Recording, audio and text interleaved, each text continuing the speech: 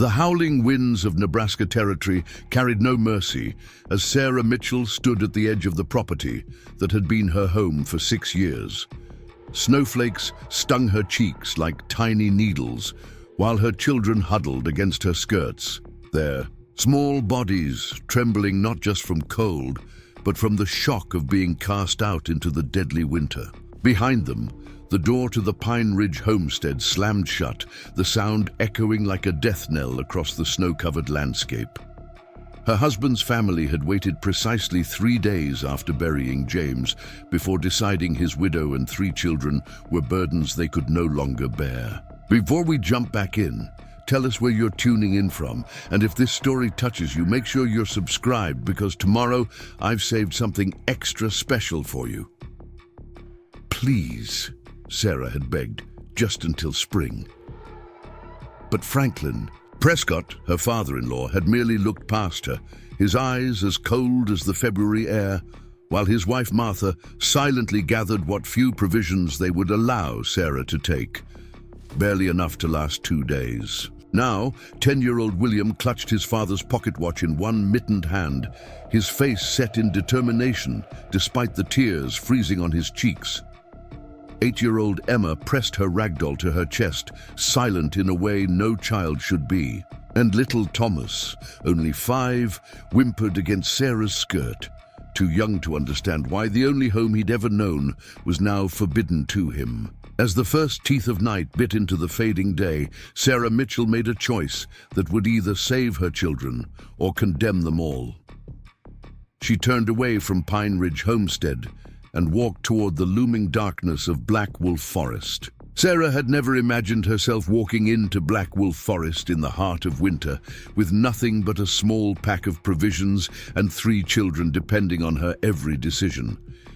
The forest had always been forbidden territory, not just because of the wolves that gave it its name, but because of the whispered stories about the Cheyenne who moved like shadows among the ancient pines. "Mama, my feet hurt," Thomas whimpered, stumbling over a hidden root beneath the snow. Sarah lifted him into her arms, though her own strength was fading fast. "Just a little further," she lied, having no destination in mind beyond putting distance between them and the Prescotts. She couldn't bear the thought of her children seeing the contempt in those cold eyes again. William walked ahead, breaking trail through snow that reached his knees in some places. At 10, he carried himself with the burden of a man, constantly, looking back to make sure Emma kept pace. Sarah's heart ached watching him. In the 3 weeks since James had succumbed to pneumonia, William had stopped being a child. "We need to find shelter before nightfall," Sarah murmured, more to herself than to the children. The temperature was dropping rapidly, and the weak winter sun was already sinking behind the tree line. She knew the dangers of frontier winters, intimately, had nursed James through his final fever after he'd fallen through the ice while checking beaver traps.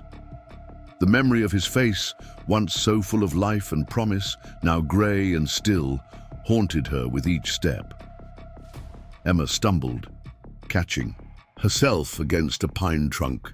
"Mama, look!" She pointed with a mittened hand toward a break in the trees. Sarah squinted through the swirling snow. There, barely visible in the fading light, stood the outline of an abandoned trapper's cabin. Hope flared briefly in her chest. "William, stay with Emma. I'll check if it's safe." Setting Thomas down beside his siblings, Sarah approached the cabin cautiously. The door hung crookedly from one hinge, and the single window was shattered, but the roof appeared mostly intact. It wasn't much, but it might keep them alive through the night. Inside, the cabin was little more than a shell, a rusted stove with a partially collapsed chimney, a broken table, and scattered debris that might have once been a chair. But it was shelter from the wind that howled with increasing ferocity. Outside, "Come!" she called to the children, brushing snow from a corner where they could huddle together. William helped Emma and Thomas inside, while Sarah gathered what dry wood she could find near the entrance. Her teacher's training had never prepared her for this, for calculating how many hours of warmth they might coax from a handful of sticks, for wondering which child needed the last bite of bread more. As darkness enveloped the forest completely, Sarah managed to coax a small fire in the rusted stove. The children huddled around it, their faces ghostly in the feeble light. "Where are we going, Mama?" Emma finally asked, her voice small against the roaring wind outside. Sarah swallowed, the lump in her throat. In truth, she had no answer. The nearest settlement was Riverbend, over 20 miles east. They would never make it on foot in this weather, with what little food remained. "We're going to find a new home," she said instead, forcing confidence into her voice. William met, her eyes across the fire, and Sarah saw that he understood the lie. He was too young to carry such knowledge, but too old to be protected from it anymore. "Papa always said we were strong," he said quietly, putting his arm around Emma. "Mitchell strong." Sarah nodded, unable to speak past the tightness in her chest. James had been so certain about their future in this wild territory, had convinced her to leave her teaching position in Pennsylvania to follow his dream west. She had believed in him completely, had never once regretted following him to this harsh land. Until now. Until she faced the prospect of watching her children freeze or starve because of choices she had made. She pulled James's journal from her pocket, the one possession she had insisted on taking, despite Martha Prescott's sneering objection. The leather cover was worn smooth from years of handling, the pages filled with James's neat handwriting, documenting their journey west, his hopes for their homestead, sketches of plants and animals he'd encountered. It was all that remained, of the man she had loved, of the future they had planned together. As the children drifted into exhausted sleep, Sarah stayed awake, feeding sticks one by one into the failing fire. Outside, something howled, a wolf or perhaps just the wind. She clutched James's journal tighter and prayed for morning. The blizzard intensified through the night. Snow found its way through cracks in the walls, dusting the children's blankets. With white, by dawn, the fire had died to embers despite Sarah's efforts. She had not slept, had spent the dark hours calculating and recalculating their chances. Each conclusion was more dire than the last. Thomas woke coughing, his small face flushed with fever despite the cold. Sarah pressed her lips to his forehead and felt the heat radiating from his skin. Fear clawed at her throat, without medicine, without proper warmth. "William," she said softly to her eldest, who was already awake and watching her with solemn eyes. "I need you to help Emma gather any dry wood you can find inside the cabin. Don't go outside."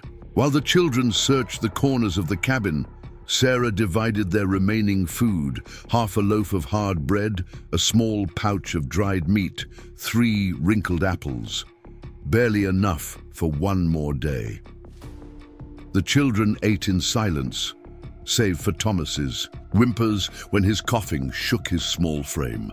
Sarah gave him her share of the dried meat and most of her bread, ignoring the hollowness in her own stomach. "We need to move on," she announced when they had finished eating. "This cabin won't protect us if the storm gets worse." "Where will we go?" Emma asked, her eyes wide with trust that Sarah felt she no longer deserved. "There's a settlement called Riverbend," Sarah explained, trying to sound confident. "Papa and I passed through it on our way to Pine Ridge. They have a doctor who might help Thomas." She didn't mention that Riverbend was at least a 2-day journey in good weather, with the snow and Thomas's fever. But they couldn't stay here. The cabin was growing colder by the hour as their meager supply of firewood dwindled. They set out as the weak winter sun reached its peak, though its light barely penetrated the thick clouds.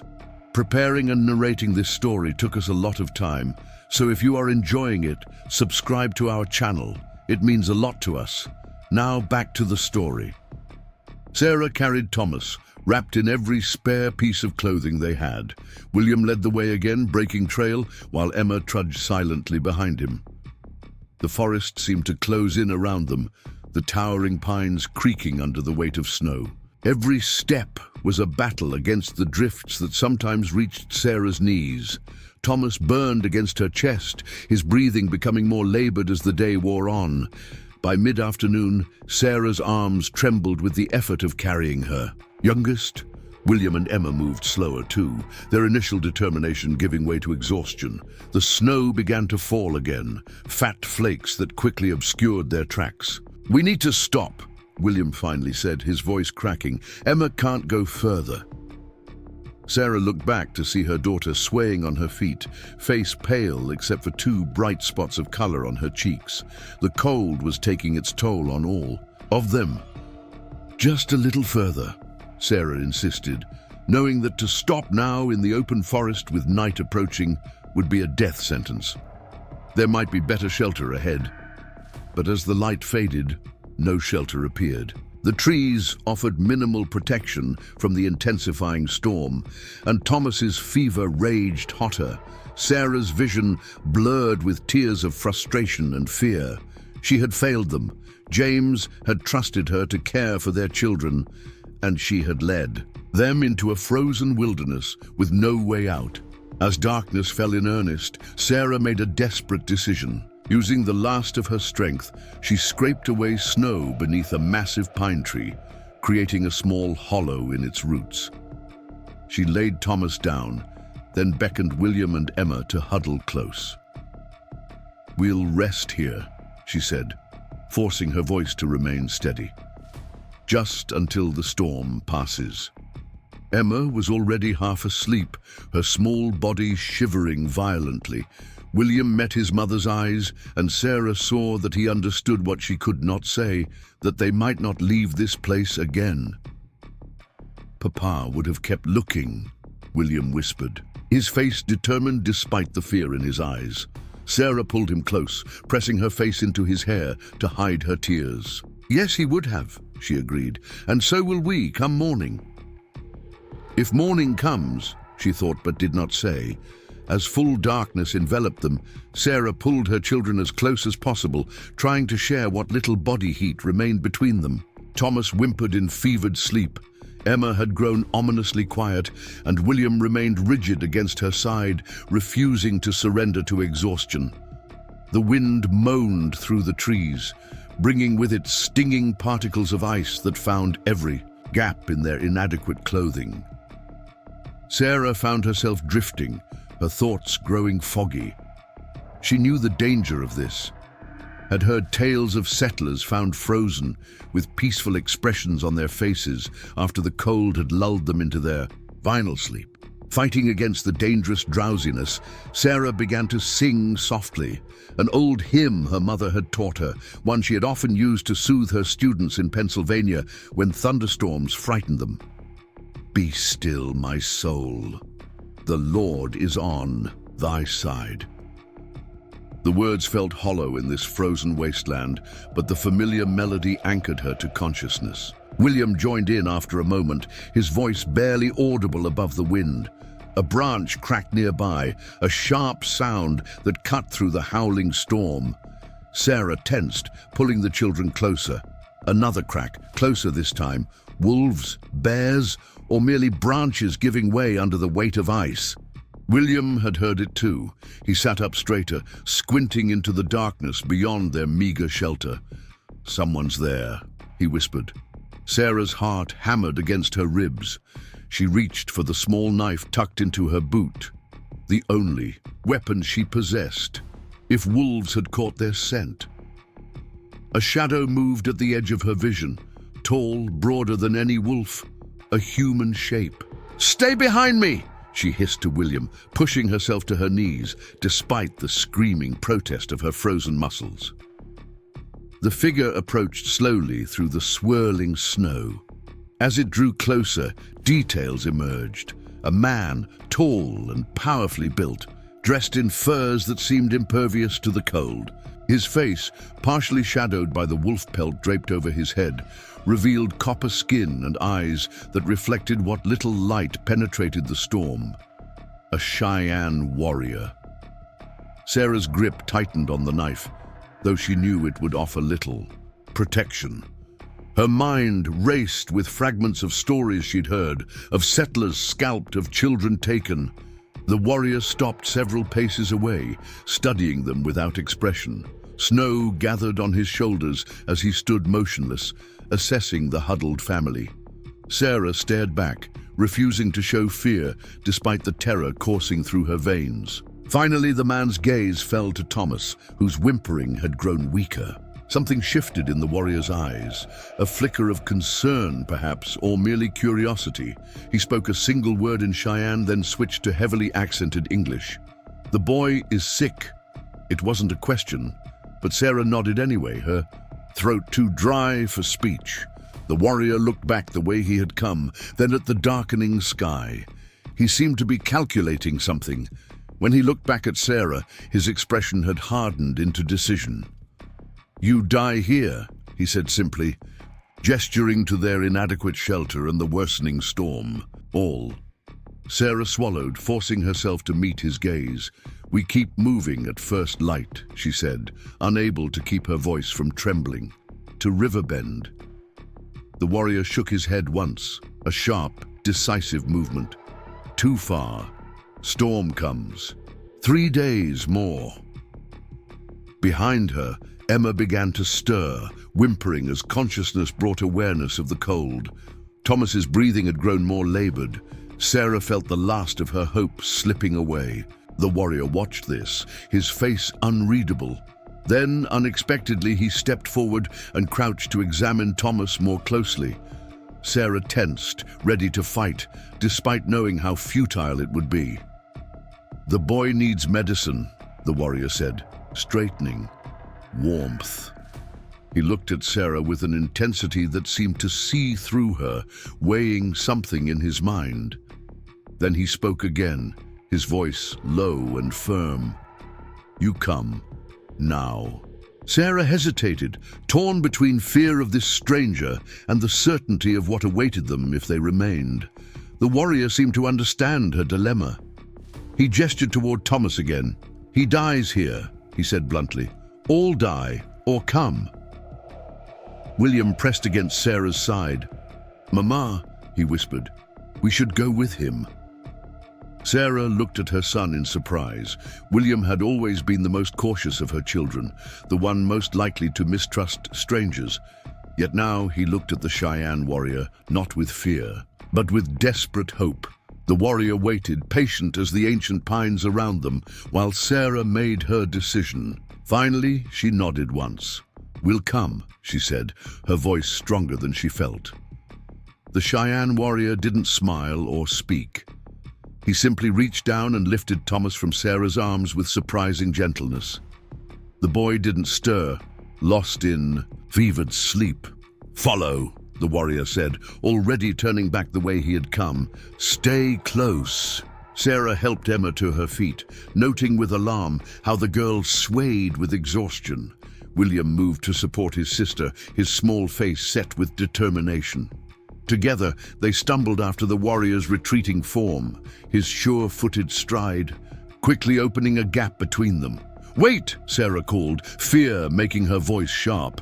"We can't—" The warrior paused, looking back at their slow progress.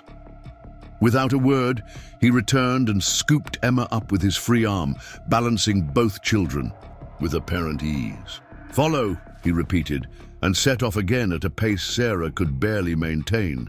They traveled in silence, save for the crunch of snow beneath their feet and the occasional whimper from Thomas. The storm intensified, but the warrior moved with unerring confidence through the white wilderness, following a path visible only to him. Sarah lost track of time as they pushed deeper into the forest. Her world narrowed to the simple, agonizing task of putting one foot in front of the other, of keeping the warrior's broad back in sight through the curtain of swirling snow. Just as she felt she could go no further, that her legs would simply refuse to take another step, the trees began to thin. Ahead, a warm glow pierced the darkness, firelight steady and welcoming. The warrior led them into a small clearing sheltered by a natural rock formation that blocked the worst of the wind. 3 hide lodges stood in a semicircle around a central fire pit, protected from the snow by an ingenious arrangement of pine boughs. Smoke rose from the center of each lodge, carrying the promise of warmth. 2 figures emerged from the nearest lodge at their approach, an older woman, wrapped in furs, and a young boy, perhaps 12 years old. They spoke rapidly in Cheyenne, their eyes moving curiously from the warrior to Sarah and her children. The warrior responded calmly, still holding Thomas and Emma. After a brief exchange, he ducked into the largest lodge, carrying the children inside without waiting for Sarah to follow. She hesitated, suddenly aware of how vulnerable they were. Strangers, in a Cheyenne camp, miles from any white settlement. William pressed against her side, his face a mixture of fear and hope. The older woman approached them, her weathered face inscrutable.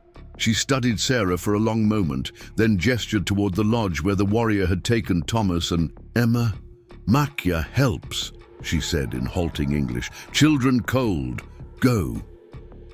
Sarah took a deep breath and nodded her thanks. Gripping William's hand tightly, she ducked through the lodge entrance. Inside, the difference was immediate. Warm air enveloped them, carrying the scent of herbs and smoke. A small fire burned in the center pit, its light revealing the warrior, Makia, kneeling beside Emma and Thomas, who had been laid on soft furs near the fire. The lodge was simply but comfortably furnished with more furs for sitting and sleeping, woven mats, and various containers made of hide and birch bark. 2 shields and several weapons hung from the lodge poles, alongside bundles of dried plants and what looked like medicine bags. Makia was speaking softly to Emma, who had regained consciousness and was watching him with wide, frightened eyes. He offered her a wooden cup containing some steaming liquid. When she hesitated, he took a small sip himself, then offered it again. Sarah moved quickly to her daughter's side. "It's all right," she soothed, though she had no way of knowing if it was. "Drink it, Emma, it will warm you." Emma looked from her mother to Makia, then took the cup in trembling hands. She sipped cautiously, then more eagerly, as the warmth and sweetness registered. Makia had already turned his attention to Thomas, placing a hand on the boy's forehead with a frown. He spoke a few words in Cheyenne, seemingly to himself, then began sorting through a leather pouch containing various herbs and roots. Sarah watched anxiously as he mixed several dried plants in a small stone bowl, adding water from a skin and stirring the mixture with practiced movements. His hands were large, but moved with surprising delicacy, each gesture precise and confident. "What is that?" she asked, unable to contain her concern. "What are you giving him?" Makia glanced at her, his expression neutral. "Medicine for fever," he replied simply. "These plants heal." Sarah hesitated, torn between her fear of strange medicines and the knowledge that without help, Thomas might not survive the night. Makia seemed to read her thoughts. "Trust or don't trust," he said, his voice neither harsh nor gentle, "but boy needs medicine now." Sarah swallowed hard and nodded. "Please," she whispered, "help him." Makia inclined his head once, accepting her permission, and turned back to his work. With practiced hands, he lifted Thomas into a half-sitting position and began to administer the medicine, coaxing the semi-conscious boy to swallow small sips. William had settled beside Emma, his arm protectively around his sister. Both children watched Makia with a mixture of wariness and fascination. "Who is he, Mama?" William whispered when Makia moved away to prepare more medicine. Sarah shook her head slightly. "I don't know," she admitted, "but he saved us." "He's a chief," Emma said suddenly. "Look at his necklace." Sarah followed her daughter's gaze to the bone and bead necklace hanging against Makia's chest. She knew little about Cheyenne customs, but there was undeniably something authoritative in the man's bearing, in the way he moved with such quiet confidence. As if sensing their scrutiny, Makia looked up, his dark eyes meeting Sarah's across. The fire. For a moment, something passed between them, an acknowledgement perhaps of the strange circumstances that had brought them together, of the trust she was placing in him by necessity. Then he returned to his work, leaving Sarah to wonder what twist of fate had sent this Cheyenne chief into the forest during a blizzard, at exactly the moment her family faced certain death. Outside, the storm howled with renewed fury, rattling the lodge poles and driving snow against the hides. But inside, in the small circle of warmth created by a stranger's fire, Sarah Mitchell allowed herself to feel the first fragile stirrings of hope. Dawn broke cold and grey over the Cheyenne camp. Though inside Makia's lodge, Sarah barely noticed the transition from night to day. She had not slept, instead keeping vigil beside Thomas as his fever rose and fell like the tide.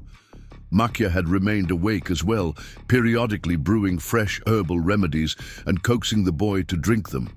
His movements were methodical, his face revealing nothing of his thoughts as he worked.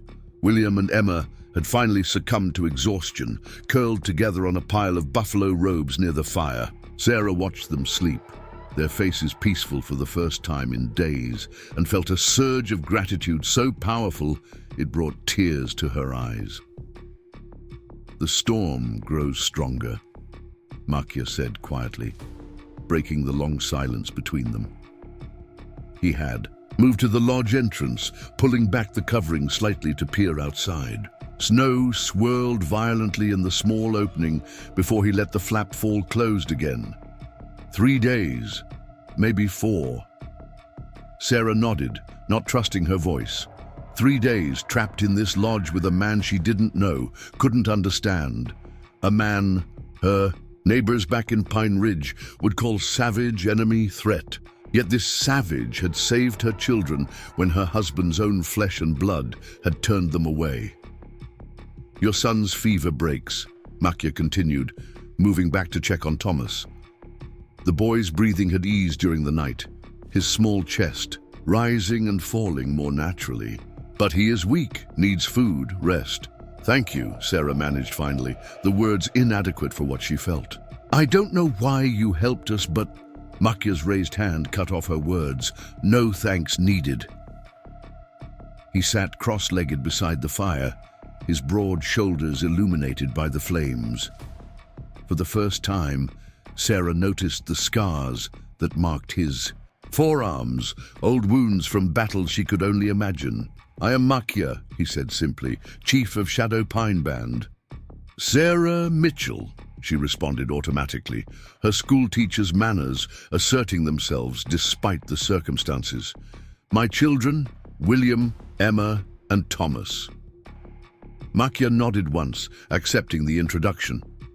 "Why were you in forest during winter storm? Not safe for woman, children."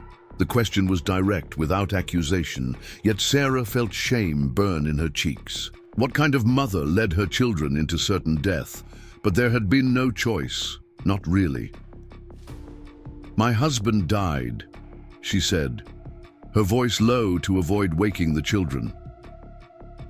"James caught pneumonia after falling through ice while checking traps. His family," she faltered, the memory of Martha Prescott's cold eyes still raw.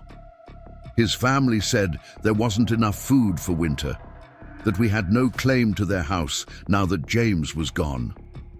"So they send you to die," Makia stated flatly, his dark eyes reflecting the firelight. Sarah flinched at the brutal simplicity of his assessment. "They gave us some provisions, told us the settlement at Riverbend might take us in. Riverbend is far, many days' walk in good weather. In storm," he shook his head once decisively, "would not have reached it." "I know," Sarah whispered, the full weight of her desperate gamble pressing down on her. "But I had nowhere else to go." Makia studied her for a long moment, his expression unreadable. Then he rose in a fluid motion and moved to a storage area at the back of the lodge. He returned with dried meat and a pouch of what looked like dried berries. "Eat," he said, offering them to her. You need strength." Sarah hesitated only briefly before accepting the food. Hunger overcame wariness, and she ate with restrained eagerness, trying to maintain some dignity despite her ravenous appetite. The meat was tough but flavorful, the berries tart and energizing. As she ate, Makia tended the fire, adding wood with careful precision to maintain the warmth without creating too much smoke. His movements were economical, disciplined, revealing a lifetime of self-sufficiency. "Why were you in the forest?" Sarah asked finally, curiosity overcoming her reserve. "During the storm." Makia continued his work for several moments before answering. "Hunting," he said at last. "Deer tracks led north." "But the storm! My people need meat." He glanced at her, something like challenge in his eyes. "Winter is long. Game is scarce." Sarah absorbed this, struck by the parallel to her own situation. Both of them facing the brutal reality of winter survival, both responsible for those who depended on them. But while she had failed, he had succeeded, and in doing so, had saved her family as well as provided for his own. "There are others here?" she asked, suddenly aware that they had seen only the older woman and the boy upon their arrival. "Small hunting camp," Makia confirmed. "7 of my people. Main village is 3 days' journey west in valley protected from worst winds. Too far to move elders' children in winter, so some stay here." Sarah tried to picture this arrangement, a larger Cheyenne settlement, somewhere in the vast wilderness beyond Black Wolf Forest, with smaller camps like this one scattered strategically for hunting. It was so different from the white settlements, with their rigid boundaries and permanent structures, yet clearly effective for survival in this harsh land. A soft whimper drew her attention back to Thomas. The boy was stirring, his eyelids fluttering. Sarah moved quickly to his side, pressing her palm to his forehead. The burning heat had subsided, leaving his skin merely warm instead of scorching. "Mama?" Thomas whispered, his voice raspy but clear. Relief flooded through Sarah so powerfully she felt dizzy with it. "I'm here, my love. You're safe." The boy's eyes opened fully, confusion clouding them as he took in the unfamiliar surroundings. When his gaze fell on Makia, he shrank back. Against Sarah, fear replacing confusion. "This is Makia," Sarah said gently, stroking Thomas's hair. "He helped us. Gave you medicine when you were sick." Thomas stared at the Cheyenne chief with wide, uncertain eyes. Makia met the child's gaze steadily, then reached for a small, carved wooden figure beside the fire. A horse, its form simple but graceful. He offered it to Thomas without a word. The boy hesitated, looking to his mother for permission. Sarah nodded encouragingly, though her own heart raced at this unexpected gesture. Thomas slowly reached for the carving, his small fingers closing around it with reverence. "Thank you," he whispered, his fear apparently forgotten in the wonder of the gift. Makia inclined his head in acknowledgement, the barest hint of a smile touching his stern features. Then he rose and moved toward the lodge entrance. "I must check. Traps," he said to Sarah. "Storm or no storm, we need food. The woman Nijoni will bring food for children when they wake." Before Sarah could respond, he had slipped through the entrance flap, vanishing into the swirling white world outside. She stared after him, struck by the casual courage it took to venture into that deadly storm, and by his matter-of-fact acceptance of the responsibility to provide for others, even strangers who had no claim on his protection. Thomas was already drifting back to sleep, the wooden horse clutched against his chest. Sarah tucked the buffalo robes more securely around him, then moved to check on William and Emma, who continued to sleep deeply, their faces flushed with healthy color that had been absent for days. For the first time since James's death, Sarah allowed herself to truly breathe, to release the constant tension of fear that had become her companion. They were safe, at least for now. Safe, because a man who should, by all accounts of Frontier, Wisdom, have been their enemy, had chosen instead to be their savior. The thought was still puzzling her when the lodge flap opened again, and the older woman she had glimpsed the previous night entered, carrying a steaming pot. Nijoni, Makya had called her. "Children eat," the woman said in halting English, setting the pot near the fire. "Good medicine food." Sarah smiled her thanks, the tension returning as she found herself alone with this stranger. But Nijoni's weathered face held no hostility, only a practical sort of compassion as she moved to check Thomas's temperature with the back of her hand. "Better," she pronounced, nodding with satisfaction. "Makya's medicine strong." "He saved my son's life," Sarah acknowledged. "All our lives. I don't know how to repay such a debt." Nijoni considered her thoughtfully, dark eyes assessing.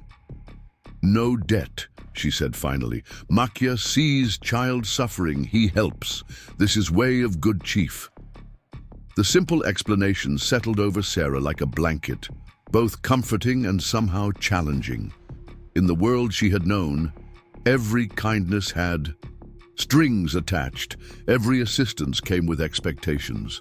The Prescotts had made that abundantly clear in the days following James's death, when their initial sympathy curdled into resentment as they calculated the cost of 3 extra mouths to feed. What would it mean to live in a world where helping others in need was simply the way of a good chief, where compassion wasn't measured against convenience? Nijoni interrupted these thoughts by gesturing toward the steaming pot. "Wake, children, eat, build strength." Sarah gently roused William, and Emma, who woke with the momentary disorientation of finding themselves in a strange place. William tensed at the sight of Nijoni, his hand automatically reaching for his sister in protection, but Emma's response surprised them both. "Hello," she said simply, offering the Cheyenne woman a small smile. "Is that food? It smells good." Nijoni's stern face softened slightly as she ladled what appeared to be a thick stew into wooden bowls. "Eat," she repeated, handing the first bowl to Emma. "Good medicine." The children needed no further encouragement. They ate eagerly, the rich broth and tender meat restoring color to their cheeks. Even Thomas woke long enough to take several spoonfuls before drifting off again, the wooden horse still clutched in his small hand. Nijoni watched with approval, then turned to Sarah. "You too," she insisted, offering a bowl. "Mother must be strong for children." Sarah accepted the stew gratefully, the savory flavors awakening hunger she had suppressed for days. As she ate, Nijoni moved around the lodge with quiet efficiency, straightening furs, adding wood to the fire, checking Thomas periodically with practiced hands. "You have healing knowledge," Sarah observed, watching the older woman prepare another herbal infusion for Thomas. Nijoni nodded without looking up from her work. "My mother was healer, taught me plants, prayers, ways of medicine." "Like a doctor?" Emma piped up, watching the process with fascination. Nijoni considered this, then nodded. "Yes, like doctor, but no." She searched for the word. "Your hospital. Only Earth's gifts." Sarah thought of the town doctor in Riverbend, with his imposing medical bag and stern countenance. He had attended James in his final days, his remedies no more effective than the herbal medicines that had eased Thomas's fever. "Could you teach me?" The question slipped out before Sarah could consider its implications. "About the plants that heal?" Nijoni looked up, genuine surprise crossing her features. For a moment, she seemed to be weighing Sarah's sincerity, searching for mockery or condescension. Finding none, she gave a small nod. "If Makya permits you stay, I teach what I can." The conditional nature of the offer reminded Sarah sharply of their precarious position. They were guests, unexpected, potentially unwelcome, dependent on the continued goodwill of a Cheyenne chief with no obligation to them. "Will he?" she asked quietly. "Permit us to stay?" Nijoni's expression revealed nothing. Makia decides. He is chief. She gestured toward the raging storm beyond the lodge walls. But no one travels until storm ends. 3 days, maybe more. 3 days in which to prove what? That they were worthy of continued protection? That they weren't a threat to this small band? Sarah had no idea what standards would be applied, what judgments made. William had been listening intently to this exchange, his young face serious. "We can help," he offered suddenly. "While we're here, I'm strong. I can carry wood, water. Papa taught me." Nijoni regarded him with new interest. "Good boy," she said approvingly. "Man should know value of work." William straightened at being called a man, pride momentarily displacing fear. "I take care of my family now," he said with quiet dignity, "since Papa died." The simple declaration tightened Sarah's throat with a mixture of pride and sorrow. Her son had been forced to grow up too quickly, shouldering responsibilities no child should bear. Yet he did so without complaint, without self-pity. "You have brave son," Nijoni said to Sarah, something like respect warming her tone. "Good heart." "Yes," Sarah agreed softly, "just like his father." The morning passed in quiet routine, with Nijoni teaching William how to properly bank the fire for maximum heat with minimal wood. Emma, recovering her natural curiosity, peppered. The older woman with questions about everything from her beaded dress to the construction of the lodge itself. To Sarah's surprise, Nijoni answered patiently, occasionally revealing a dry humor that drew giggles from Emma. Thomas drifted in and out of sleep, each time waking a little stronger, a little more alert. By midday, he was sitting up, eagerly, showing his wooden horse to Emma and asking when he could thank the man with the wolf hat for his gift. The storm continued unabated outside, occasional gusts rattling the lodge poles with such force that Sarah wondered how the structure remained standing. Yet inside, warmed by the steady fire and Nijoni's stew, the desperate crisis of the previous night seemed almost dreamlike. It was mid-afternoon when Makia returned, bringing with him a blast of cold air and a dusting of snow that melted quickly.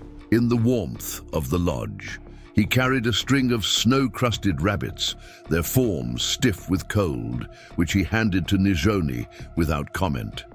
His gaze swept the lodge, taking in the awakened children, the improved color in Thomas's cheeks, the relaxed posture of Sarah beside the fire. Something like satisfaction flickered in his dark eyes, though his expression remained impassive.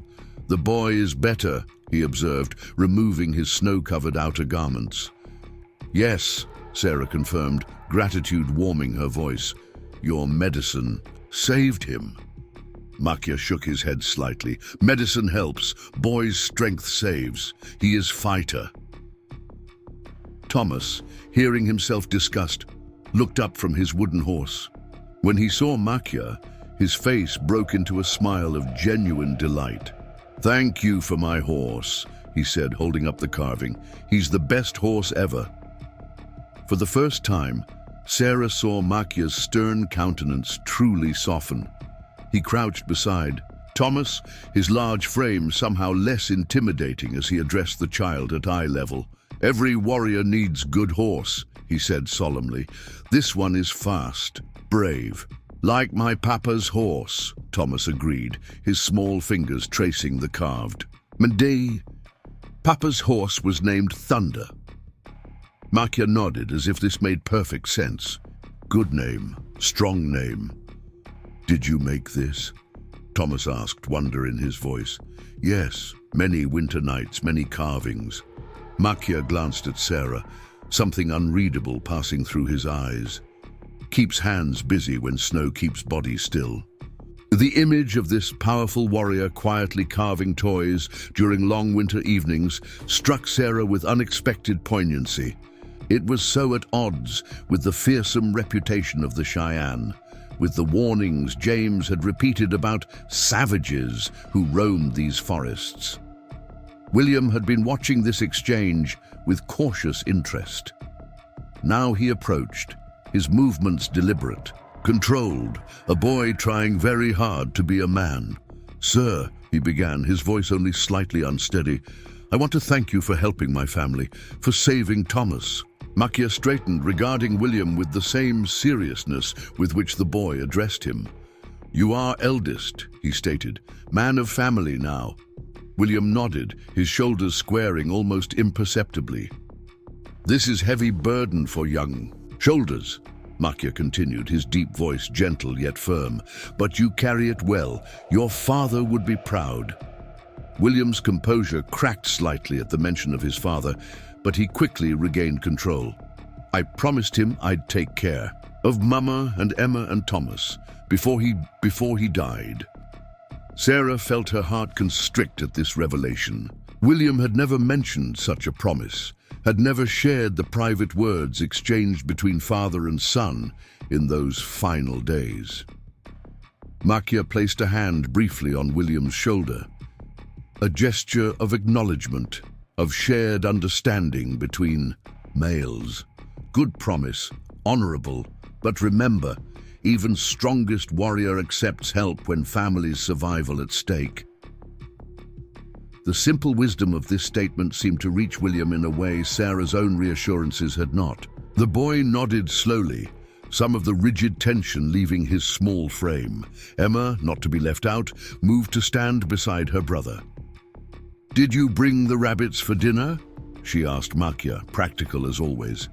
The question, so ordinary after the gravity of the previous exchange, drew a genuine smile from the Cheyenne chief, brief but transformative, revealing a warmth beneath the stoic exterior.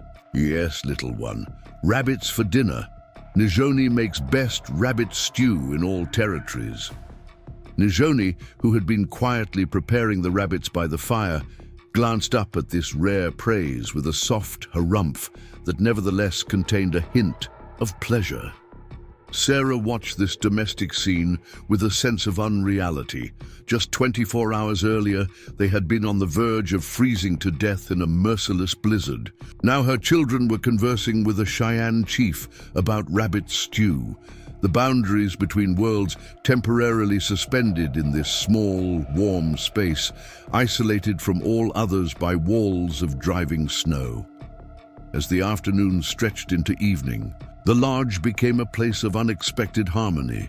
Nijoni taught Emma how to prepare special tea from pine needles, good medicine against winter sickness, she explained, while William helped Makia repair a snowshoe damaged during his hunting expedition. Thomas, still weak but improving by the hour, contentedly arranged a small herd of wooden animals that Makia had produced from a storage pouch. Horses, buffalo, wolves, each carved with the same simple grace as Thomas's horse.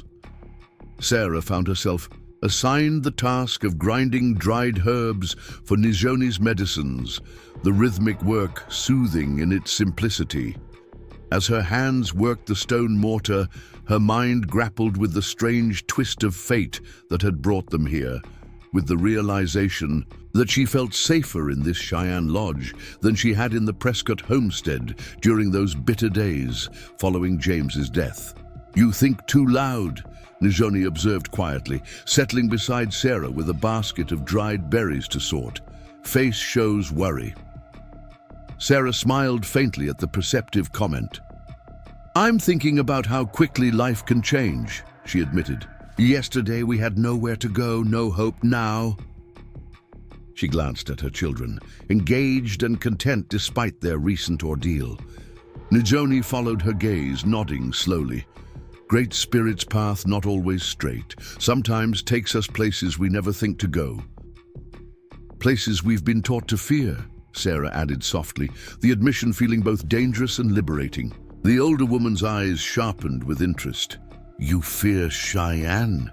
Sarah hesitated, not wanting to give offense yet unwilling to lie. "I was taught to," she said finally. "Everyone in the settlement speaks of the danger from Indian attacks." "Some fear is wisdom," Nijoni said, her voice matter of fact. "Some tribes fight white settlers who take hunting grounds, break treaties.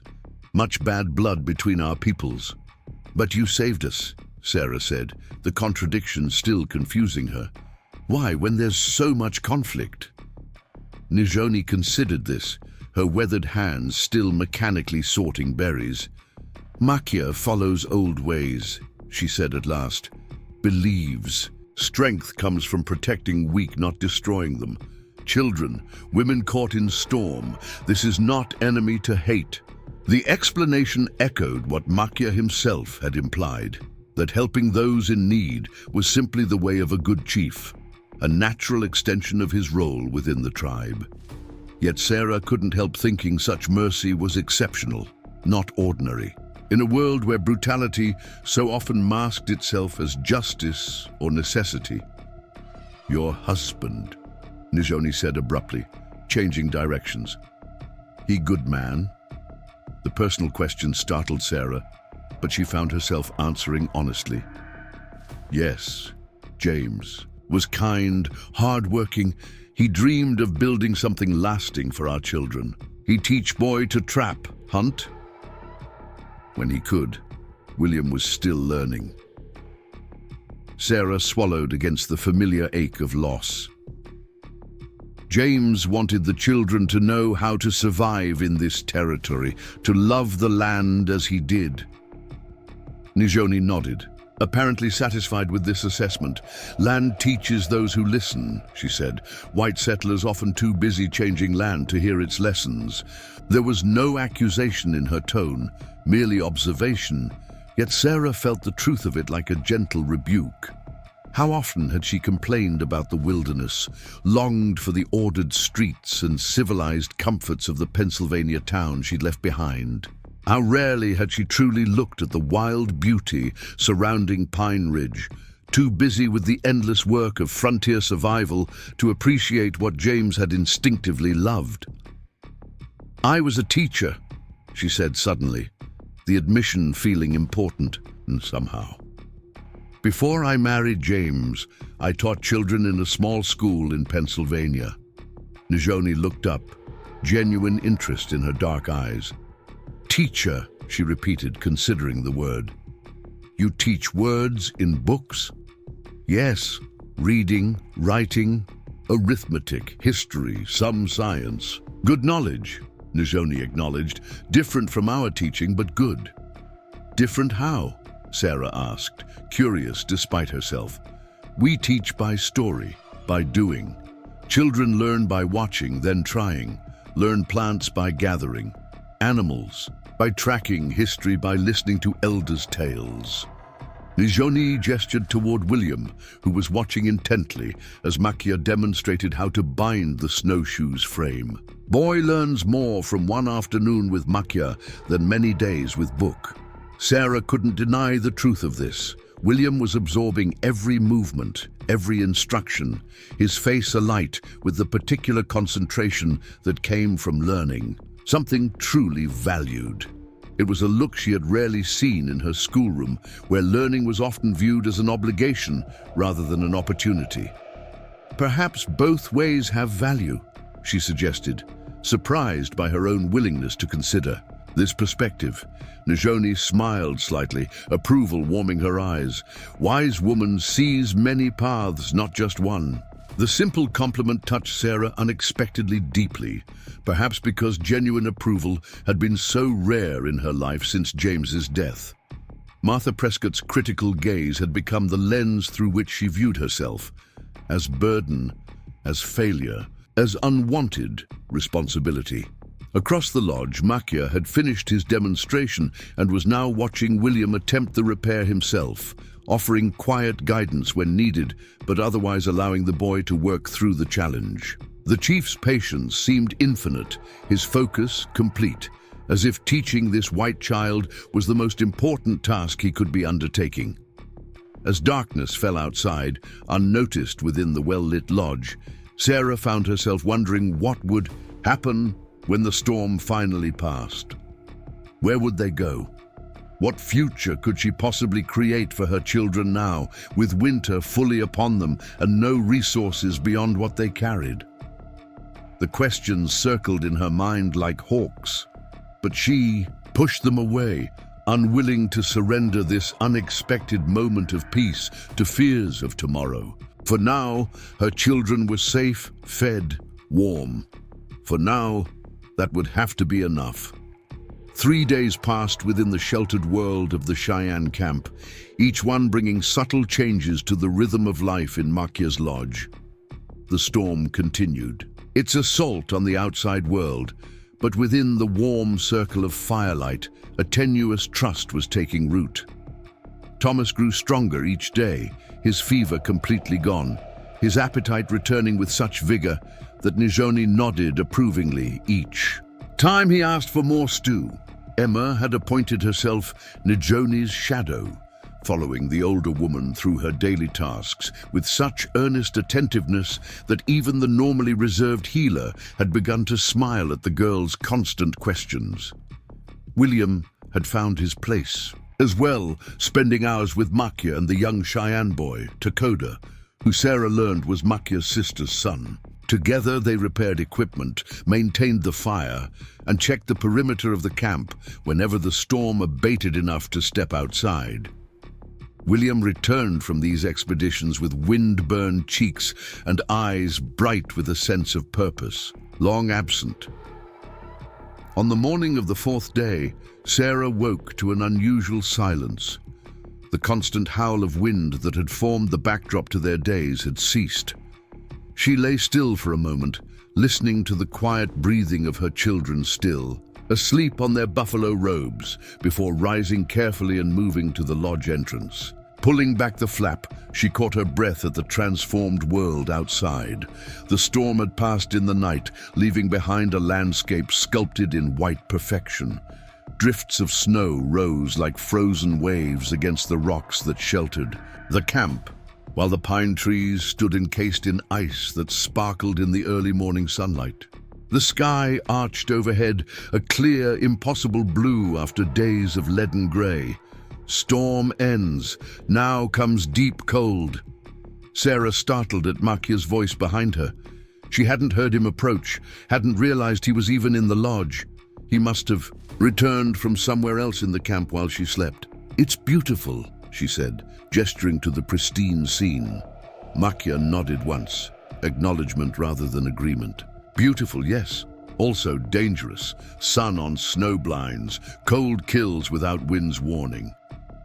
Sarah turned to study him in the morning light that streamed through the open flap. He looked tired, she realized. The stoic reserve he maintained didn't quite mask the shadows beneath his eyes, the slight stiffness in his movements. "You've been standing guard," she guessed, suddenly understanding. "All night."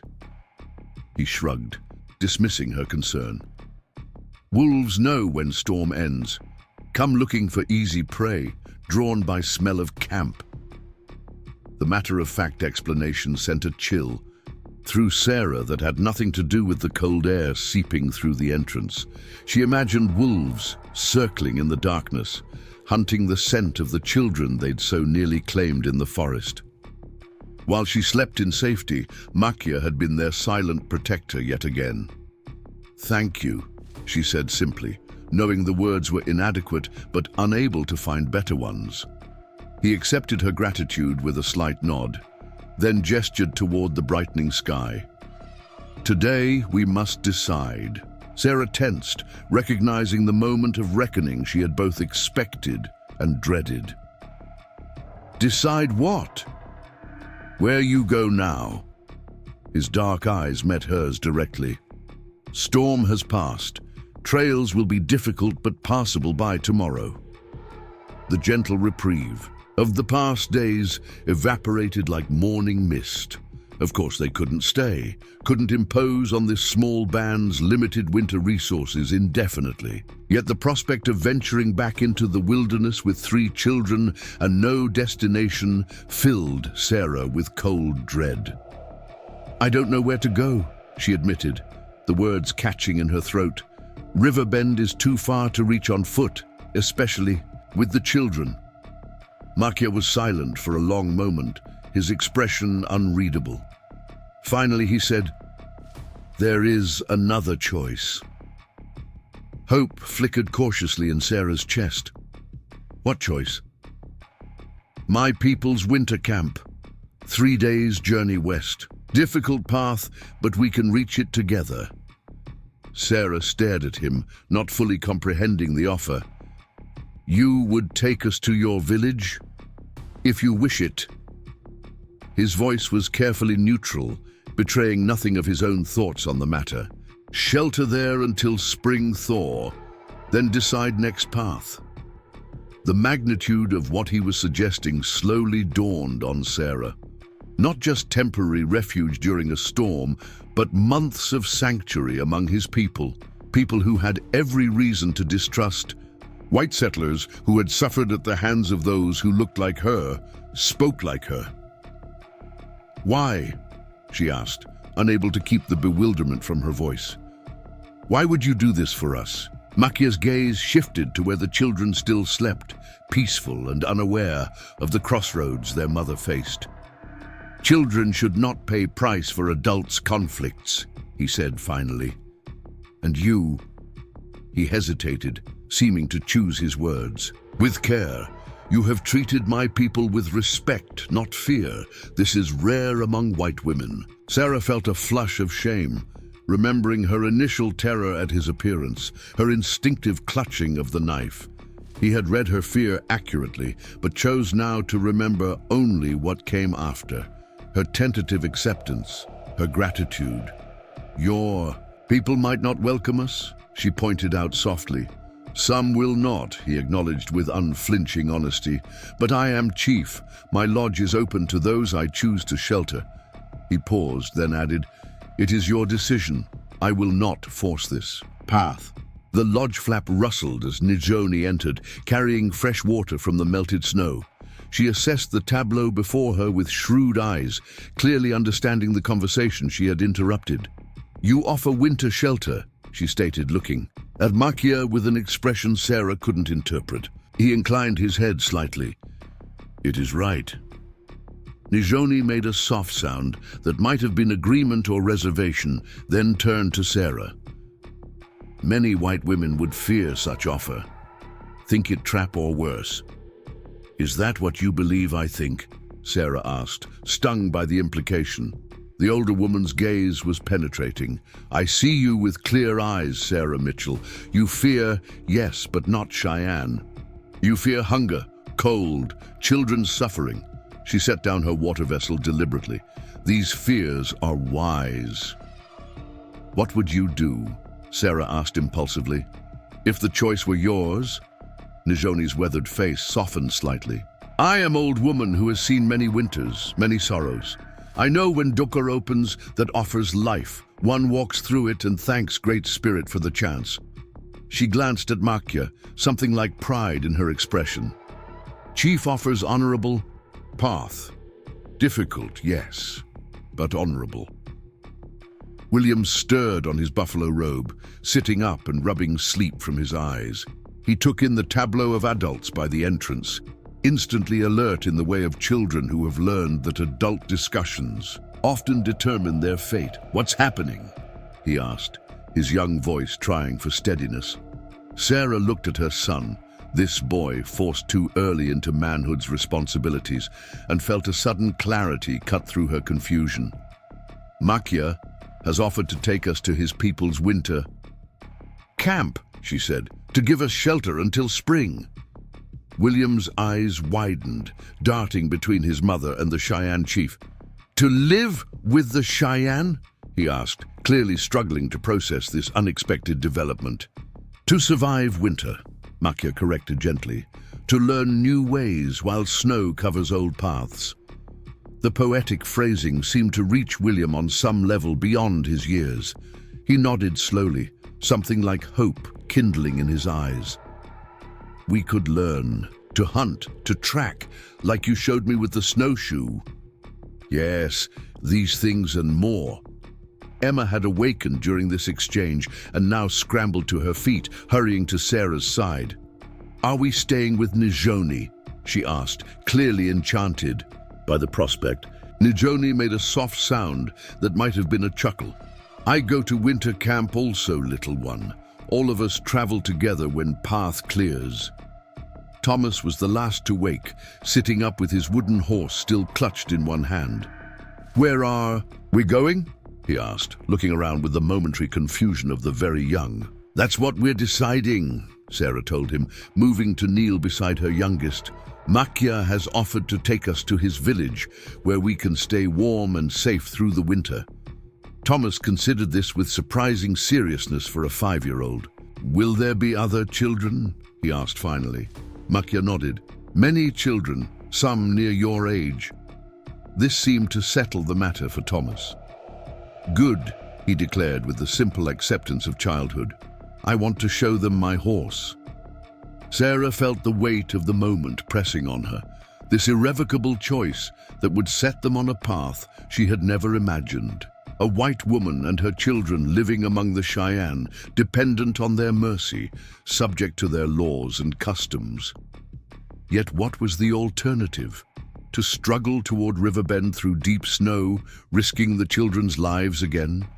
To throw themselves on the dubious mercy of strangers who might or might not welcome a widow with 3 hungry mouths to feed? She looked at Makia, standing patient and unbending as the pines outside. He had already saved them once, asking nothing in return. Now he offered them a chance, not just at immediate survival, but at a future, however uncertain.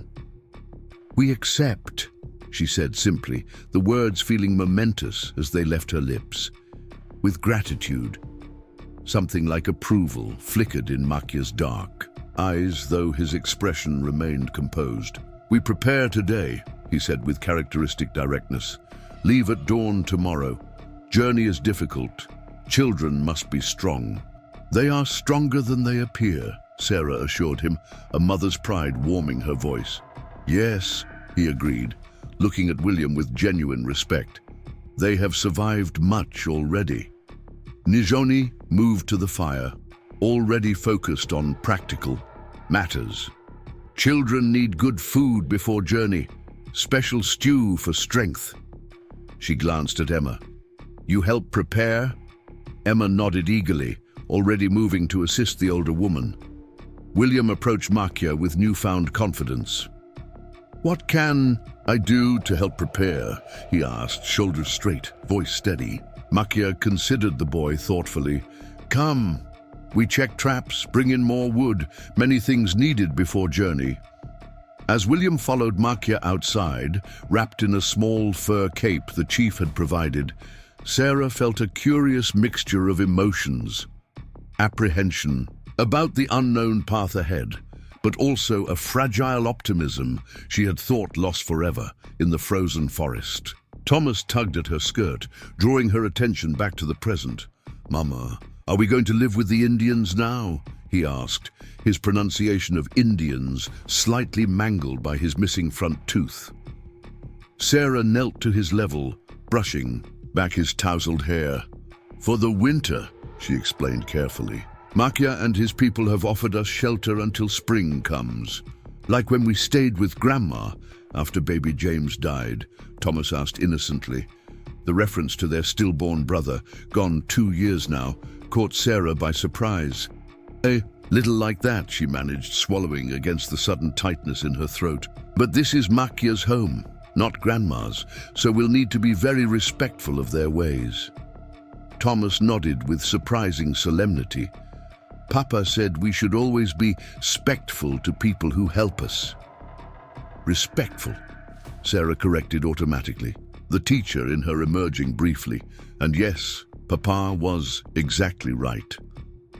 The day unfolded in a flurry of activity, the small camp preparing not just for their own journey, but for Sarah's family as well. Nijoni worked steadily, packing dried medicines, preparing travel food, and instructing Emma in the best way to wrap dried meat for the journey.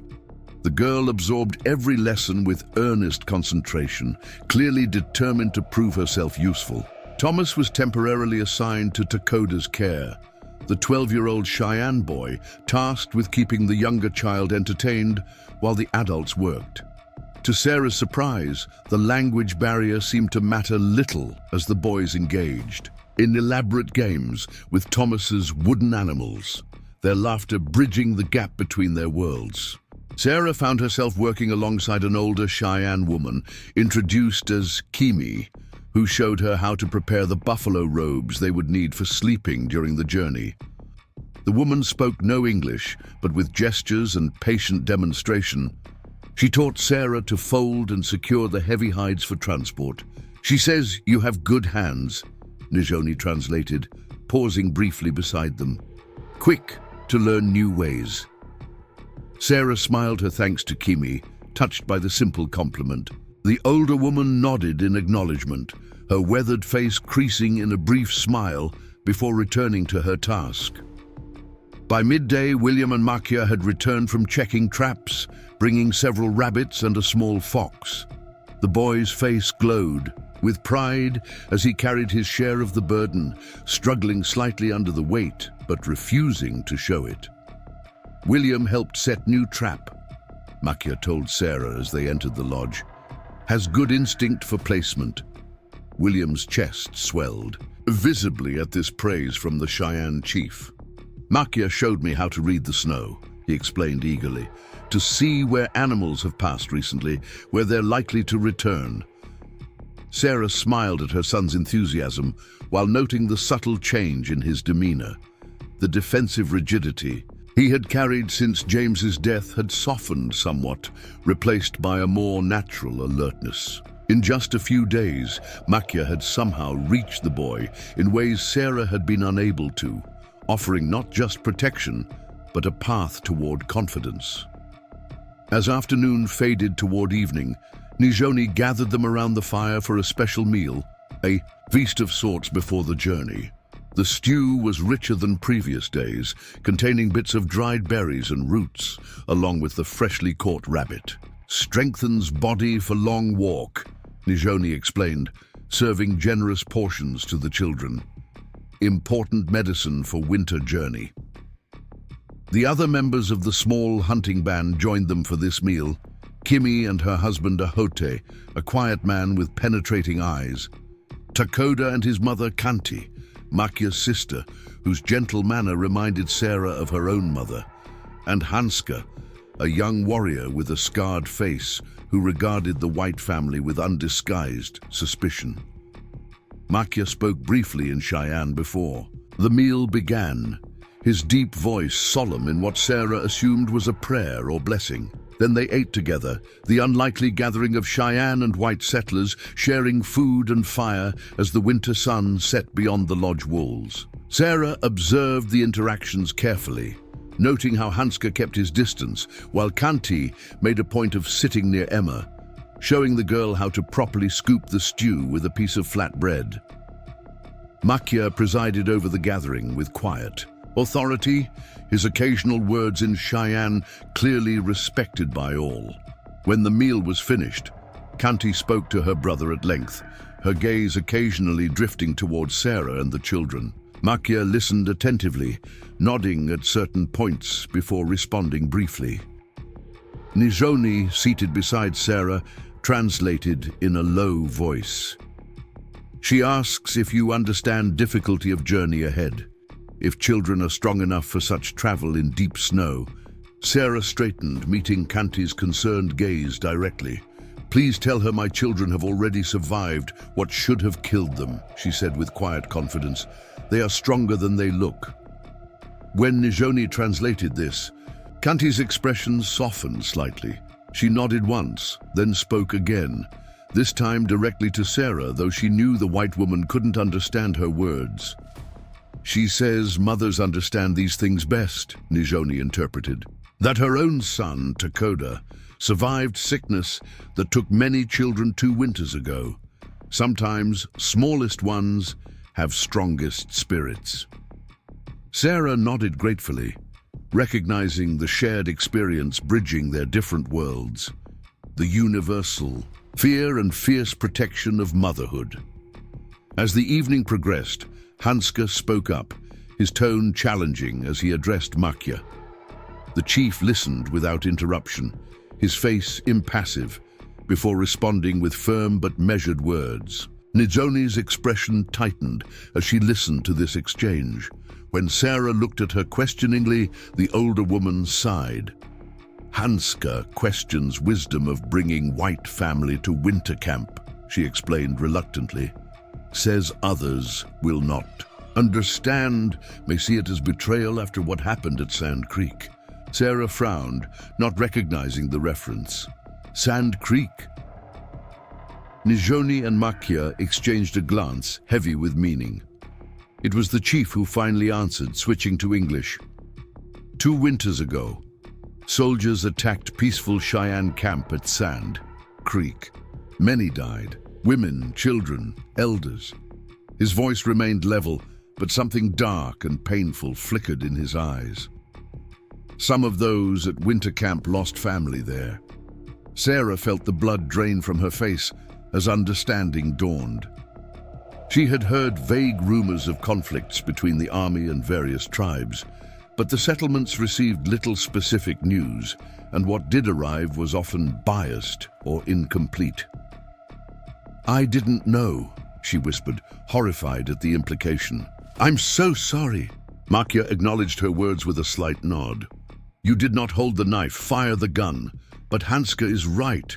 Some will see only white face, remember only pain. Then why risk bringing us there? Sarah asked, genuine bewilderment in her voice. Why put yourself in that position? Makia was silent for a long moment, weighing his response. Finally he said, because path of hate leads nowhere but more death, because children should not bear weight of blood they did not spill.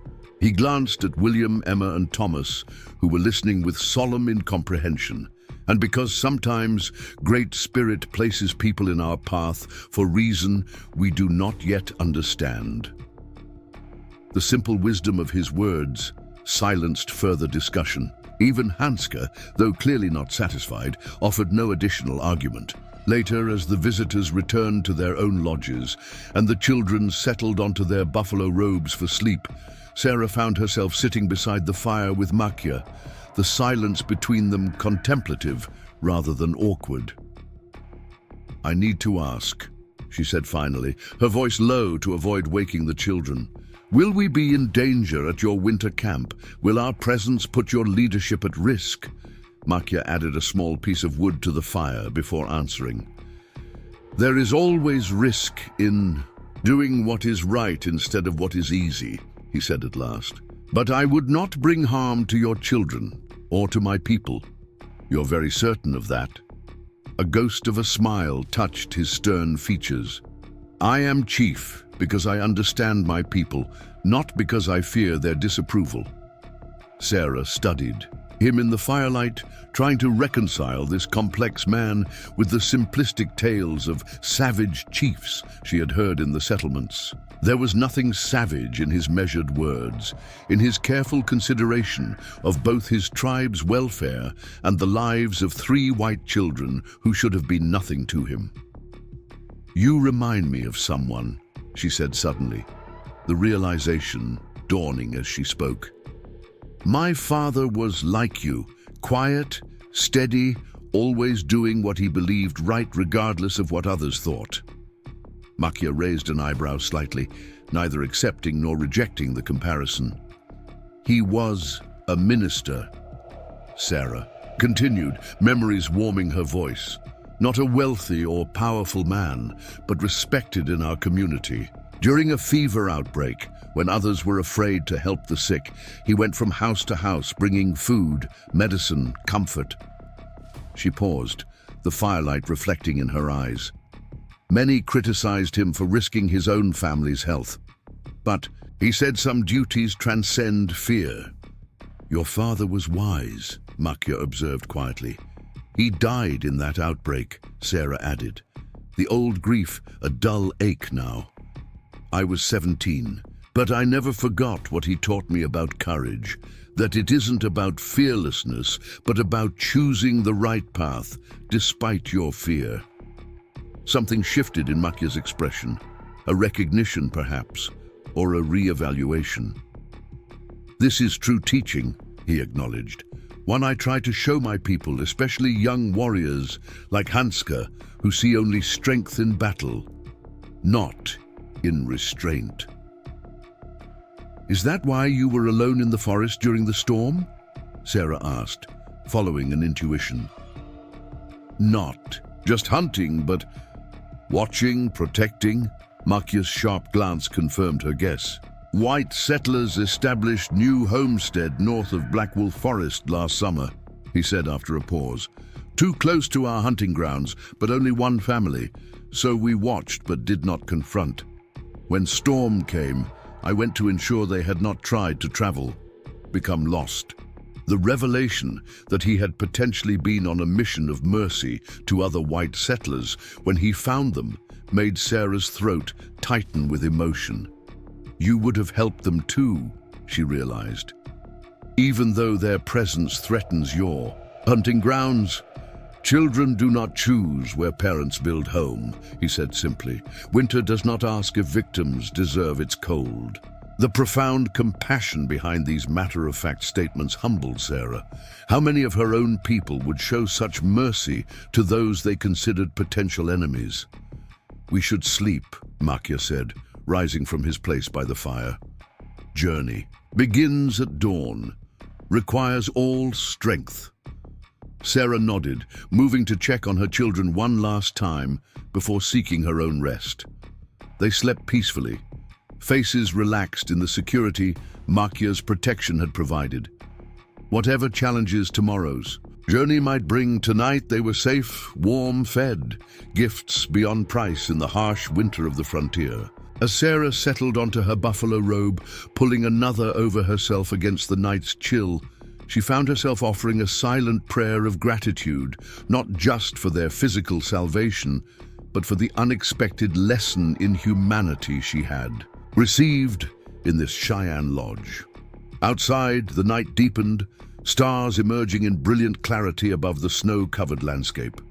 Inside, the fire burned low, casting gentle shadows over the sleeping forms of two families from different worlds, briefly united by circumstance and one man's unwavering moral compass. The journey began in the pale light of dawn, the sky still adorned with fading stars as the small group set out from the hunting camp. Sarah had woken the children while it was still dark, helping them dress in the layers Nijoni had shown them. First, their own clothes, then additional buckskin leggings and fur-lined moccasins provided by the Cheyenne. Over everything went the warm buffalo robes, carefully cut down to fit each child, yet still allowing freedom of movement. Like little bears, Kanti had said through Nijoni's translation, smiling at the sight of Emma bundled in her robe. The girl had beamed at the comparison, turning in a circle to show off her transformation. Will we see real bears on our journey? She'd asked eagerly. Bears sleep in winter, Takoda had informed her seriously, deep in caves, dreaming of spring salmon. Now, as they made their way through snow that sometimes reached the children's knees, Sarah was grateful for the careful preparations. Thomas rode on a small travois pulled by Ahote, the quiet husband of Kimi. The 5-year-old had protested initially, insisting he could walk like a big boy, but Makia had knelt to his level and explained with grave seriousness that someone needed to guard their most important supplies, which were also loaded on the travois. A very important job, the chief had told him, only for brave one who keeps sharp eyes. Thomas had accepted this responsibility with solemn pride, perched atop the travois with his wooden horse clutched in mittened hands, scanning the surrounding forest with exaggerated vigilance that occasionally gave way to wondering delight at the ice crystal beauty around them. William walked near the front with Makia and Hanska, his small figure dwarfed by the two warriors, yet somehow not diminished. The boy matched their pace step for step, pushing through drifts with grim determination whenever they encountered deeper snow. Twice Sarah had tried to call him back, fearing he would exhaust himself too quickly, but each time he had shaken his head, his jaw set in that way that reminded her powerfully of James. Let him find his strength, Nizhoni had advised, walking beside Sarah, boy becomes man by testing limits, not by shelter. So Sarah had bitten back her concern, watching her son forge ahead with the warriors, his back straight despite the heavy pack he insisted on carrying. The silent Hanska had initially ignored the boy, but as the morning wore on, Sarah noticed the young warrior occasionally pointing out tracks in the snow to William, showing him how to identify deer, rabbit, and fox trails that crossed their path. Emma walked between Sarah and Kanti, chatting incessantly despite the challenging terrain. The language barrier seemed no obstacle to the girl, who simply repeated herself more slowly, with elaborate gestures, whenever Makia's sister looked confused. Kanti responded with patient smiles and gentle corrections when Emma attempted Cheyenne. Words, her maternal instincts clearly extending to this unexpected addition to their traveling party. By midday, they had covered several miles. The hunting camp long since disappeared behind them.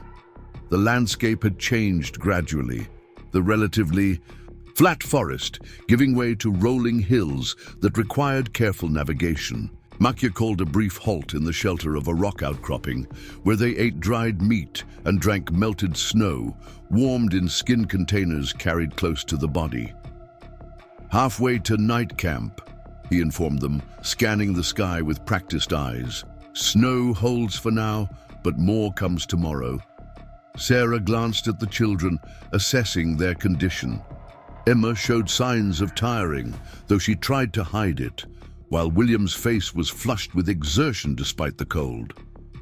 Only Thomas, riding comfortably on the travois, remained fresh and energetic. "Will we make it to your winter camp before the next storm?" she asked Makia quietly. The chief considered this, his gaze measuring distances and conditions invisible to Sarah. "If pace remains good, yes. 3 days' journey means 1 sleep in temporary shelter.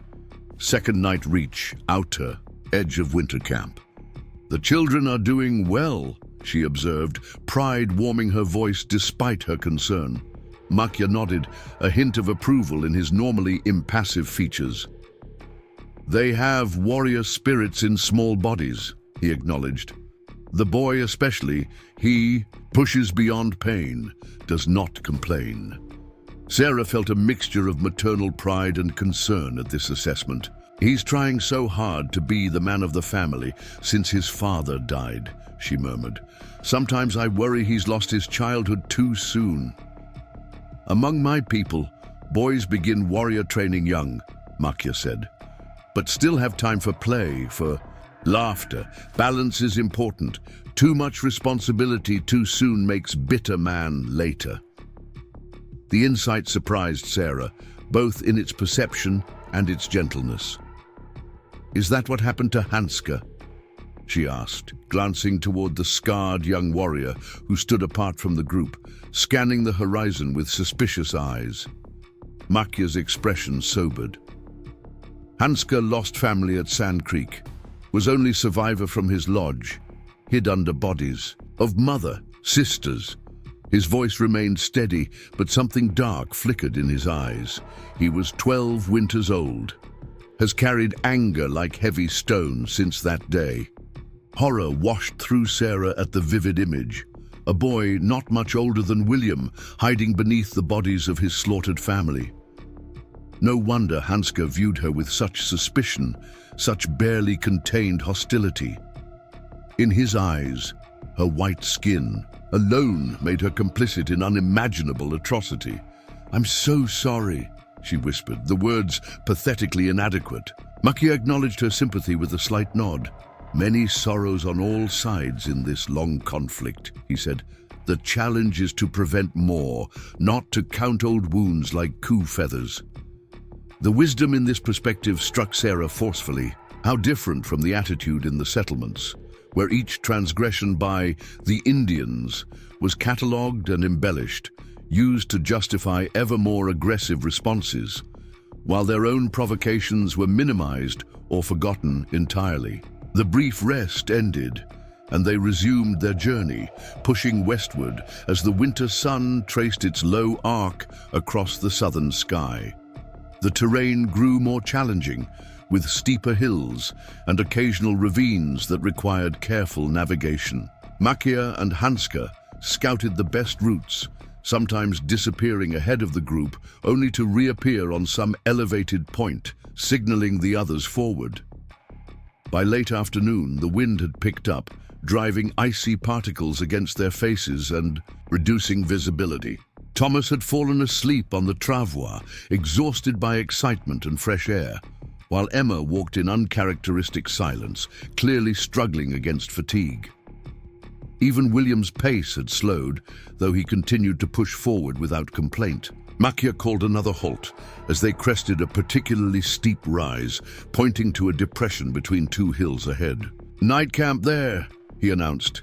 "Good shelter from wind, hidden from unfriendly eyes." Sarah felt a rush of relief, though she tried not to show it. Her own legs ached fiercely from hours of trudging through snow, and concern for the children's stamina had been growing with each passing mile. The final stretch to their campsite seemed the longest of the day, but eventually they reached the sheltered depression Makia had indicated. Natural rock formations on three sides created a surprisingly effective windbreak, while dense pines provided additional protection and ready materials for their night's shelter. The Cheyenne moved with practiced efficiency, everyone knowing their role without need for discussion. Kanti and Nizhoni began clearing snow from a central area, while Ahote and Takoda gathered fallen branches from nearby pines. Hanska disappeared, briefly returning with several rabbits already skinned and dressed for cooking. Makia and Kimi set about constructing a temporary shelter, not a full lodge, but a lean-to of pine branches and hides that would protect them from wind and any overnight snow. Sarah found herself momentarily at a loss, unsure how to contribute to this well-orchestrated effort. Her hesitation must have shown, for Nizhoni approached, gesturing toward the children.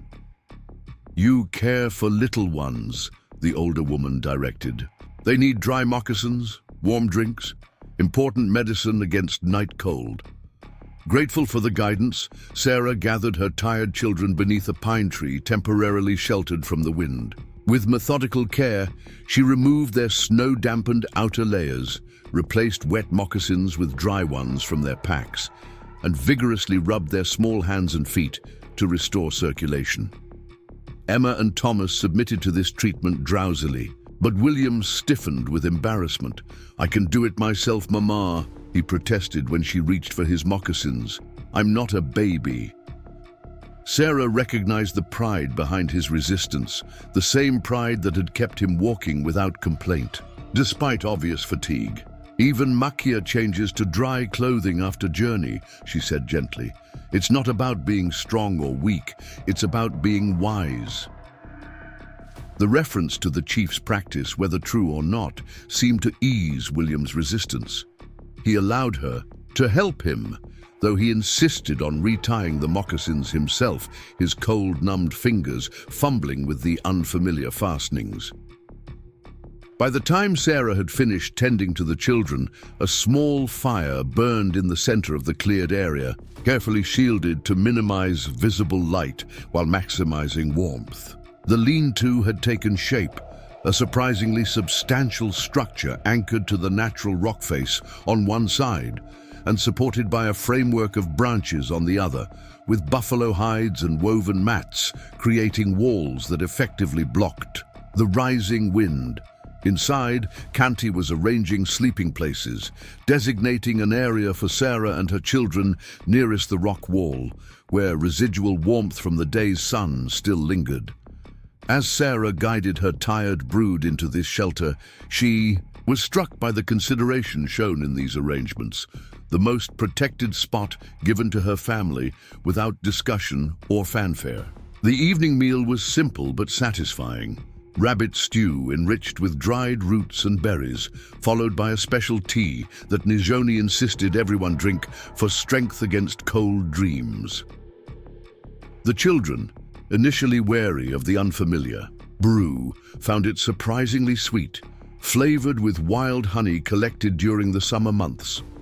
As night descended fully, bringing with it a bone-deep cold that penetrated even their sheltered encampment, the group gathered closer around the fire.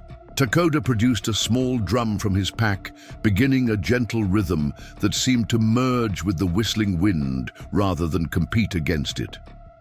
Kanti joined in with a soft, melodic humming that soon resolved into a Cheyenne song. Its meaning, unknown to Sarah, yet somehow conveying comfort and resilience.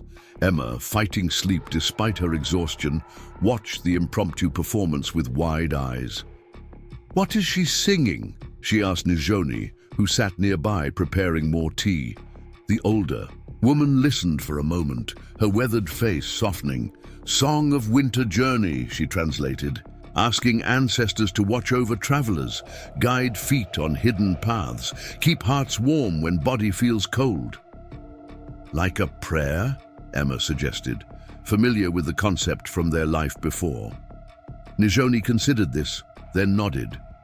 "Yes, like prayer, but also story, teaching, memory, all together in one song."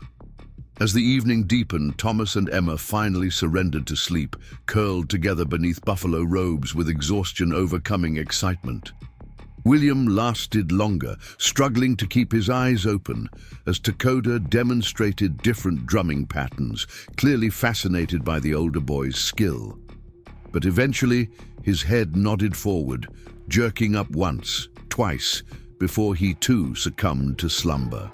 Sarah tucked the buffalo robes more securely around her children, smoothing William's hair back from his forehead with a tender touch. When she returned to the fire, she found only Makia still awake, the others having sought their own rest in preparation for the journey ahead. The chief sat motionless, his gaze fixed on the dancing flames, lost in thoughts Sarah could only guess at. She hesitated, not wanting to intrude on his solitude, but he glanced up at her approach, nodding slightly, toward a place beside him. "Children sleep well," he observed as she settled nearby, grateful for the fire's warmth against the deepening night chill. "They're exhausted," Sarah acknowledged, "but they did better than I expected today. Even Emma, who's never been much for physical exertion."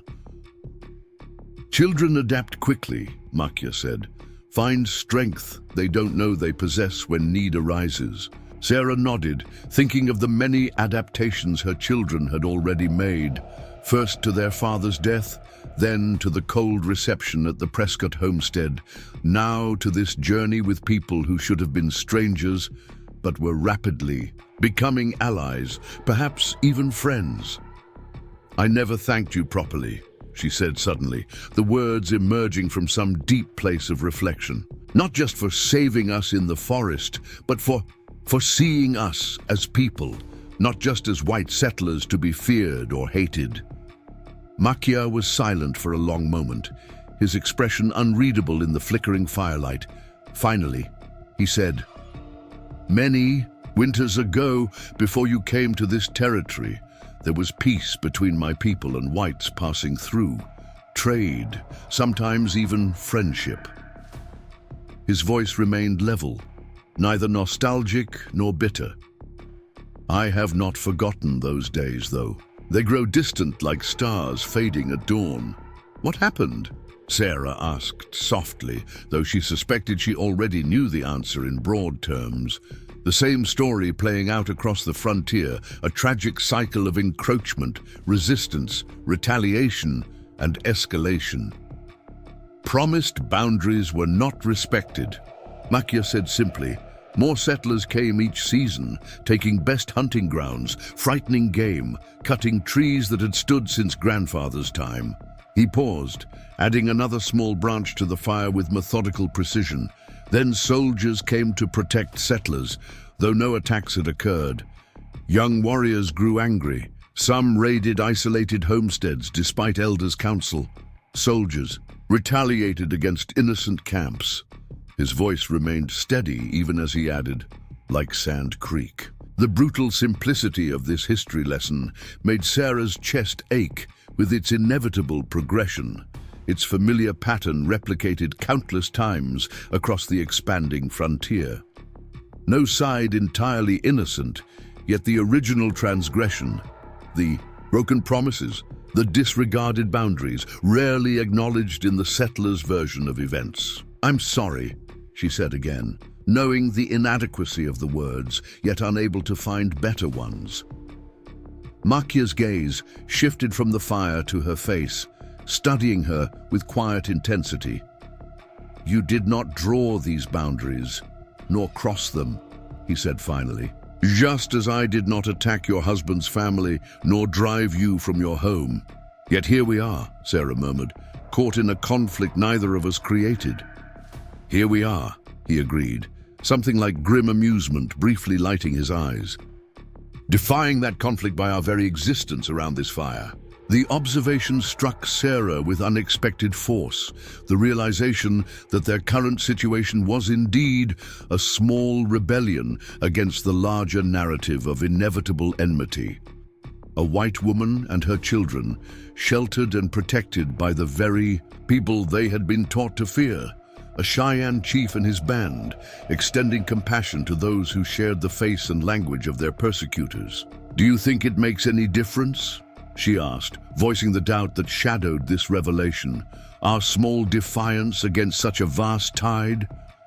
Makia placed another branch on the fire, watching as the flames embraced it. "Vast river begins. As single raindrops," he said, after a thoughtful pause. "Many small defiances eventually change course of great conflicts." Sarah wanted to believe this, that their unlikely alliance might represent something larger than mere survival, might contain some seed of reconciliation that could eventually flower in this harsh climate of mutual suspicion and retaliation. "You have strange expression," Makia observed, breaking into her thoughts. Sarah smiled faintly, embarrassed to have been so transparent. "I was thinking that you're not what I expected," she admitted. "When I first saw you in the forest, I was terrified. All the stories I'd heard. About savage Cheyenne?" he suggested, no accusation in his tone. "Yes," she acknowledged, not flinching from the truth. "Just as I imagine your people have. Stories about cruel, greedy white settlers. Many such stories," he confirmed. "Some true, some growing larger with each telling, like tracks in snow during wind." The poetic image brought a genuine smile to Sarah's face.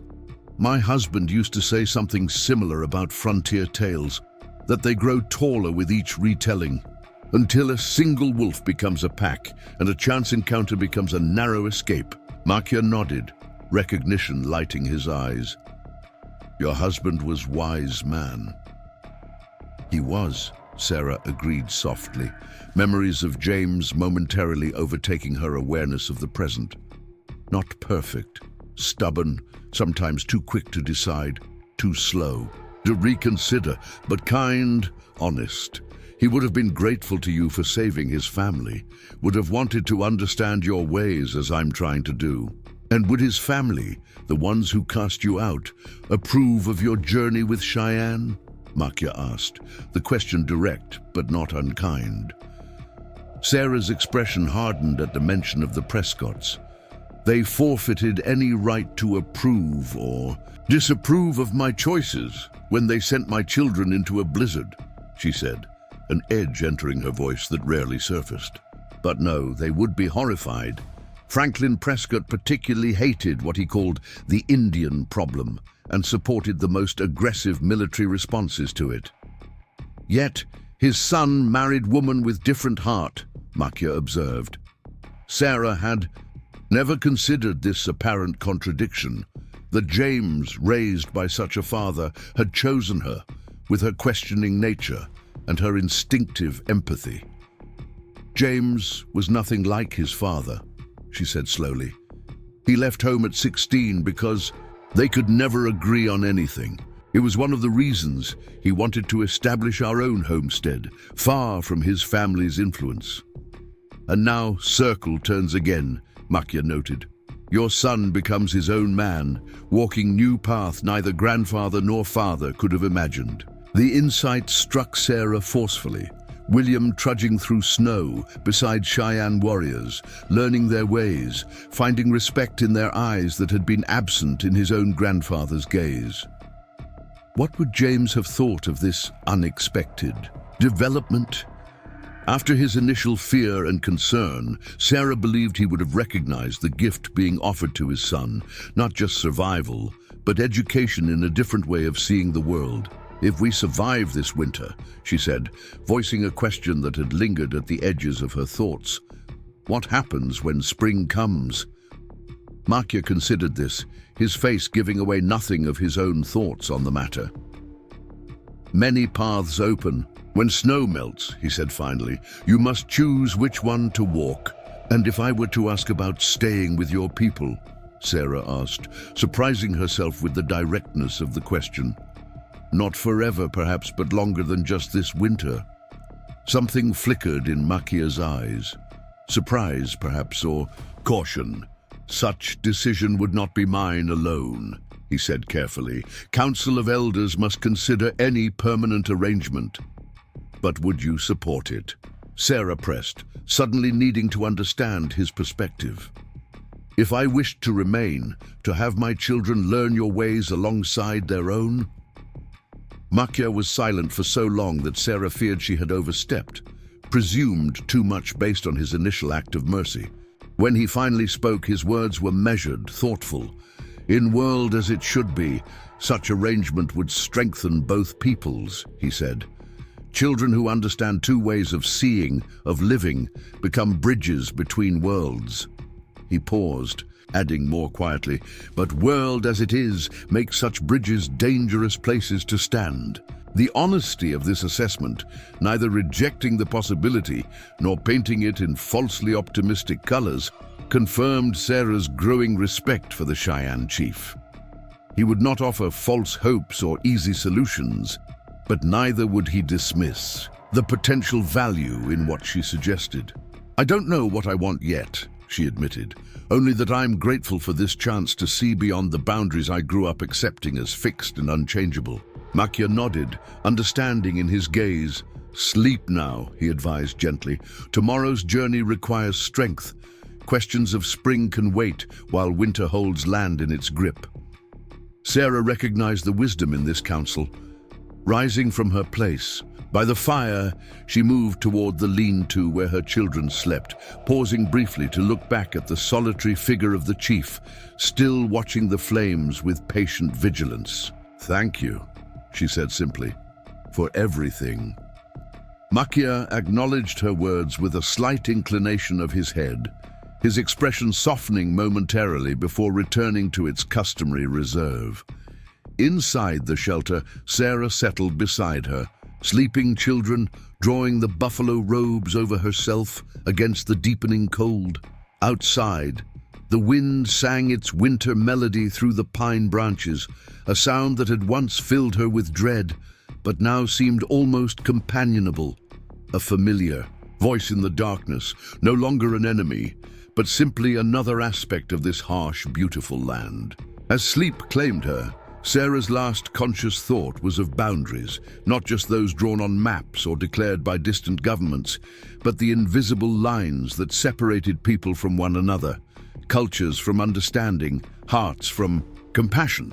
Such boundaries had once seemed as solid and immutable as the mountains themselves. Now, in the simple act of sharing fire and shelter with those she had been taught to fear, she had discovered how easily they could be crossed when survival and humanity were at stake. The winter camp of Makya's people appeared first as trails of smoke rising against the twilight sky, thin grey columns stretching upward from the valley nestled between protective ridges. Sarah felt her heart quicken at the sight, both relief and apprehension mingling as they approached the end of their arduous journey. The children, exhausted from their second day of travel, found renewed energy at this first glimpse of their destination. "Look, Mama!" Emma exclaimed, pointing toward the distant smoke. "Is that where we're going?" Yes, Sarah confirmed, adjusting Thomas's position on her hip where she'd been carrying him for the last mile. That's Makia's village. William moved closer to her side, his expression solemn. Will they welcome us? He asked quietly, the question revealing his own unspoken concerns. Before Sarah could respond, Makia turned to address them, having overheard the exchange. They will respect my decision, he said simply, but earning true welcome takes time, like friendship between suspicious strangers. The honest assessment was neither reassuring nor discouraging, merely truthful, a quality Sarah had come to expect from the Cheyenne chief.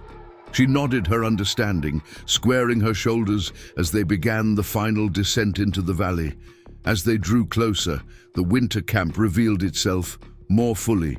Nearly 20 lodges arranged in a traditional circle with larger structures. At the center, that Nijoni explained, served as council meeting places and ceremonial lodges. Children played between the dwellings despite the cold, their laughter carrying across the snow-covered ground while women moved purposefully about various tasks. Several hunters returned from the opposite direction, dragging a deer on a travois, similar to the one that had carried Thomas. Their approach did not go unnoticed. Activity in the camp slowed as people turned to observe the unusual procession coming down from the northern ridge. Sarah felt the weight of dozens of eyes upon them, some merely curious, others openly suspicious or hostile. Keep children close, Nijoni advised in a low voice. Let Makia speak first. Sarah gathered her three into a tight group as they entered the outer perimeter of the camp. The playing children fell silent, staring at the newcomers with undisguised curiosity. Several elders emerged from the central lodge, their weathered faces revealing nothing as they awaited Makia's explanation. The chief stepped forward, addressing the gathered community in Cheyenne. His deep voice carried calmly across the hushed camp, the melodic rise and fall of unfamiliar words conveying dignity and certainty, despite Sarah's inability to understand their meaning. He gestured occasionally towards Sarah and the children, his manner neither apologetic nor defensive, simply stating facts as he saw them. When he finished, murmurs rippled through the assembled Cheyenne. An elderly man with a deeply lined face stepped forward, leaning heavily on a gnarled walking stick. He spoke directly to Makia, his tone questioning rather than challenging. Grandfather asks if you found no other solution, Nijoni translated quietly to Sarah. If white settlement was not closer option. Makia responded with calm confidence, again gesturing toward the children. The old man listened intently, his sharp eyes moving from Makia to Sarah's family and back again. After a long moment of consideration, he nodded once, not approval precisely, but acknowledgement of Makia's reasoning. A woman stepped forward next, her bearing proud despite her advanced years. She wore an elaborately beaded dress beneath, her buffalo robe, marking her as someone of importance within the tribe. Her questions came in rapid succession, her gaze fixed not on Makia, but on Sarah herself. Grandmother Two Rivers asks about your skills, Nijoni whispered. What you bring to winter camp besides hungry mouths? Sarah swallowed hard, understanding the practical concern behind the question. Winter survival required everyone to contribute. There was no room for those who could not pull their weight. Tell her I was a teacher before my marriage, she responded, her voice steady despite her nervousness.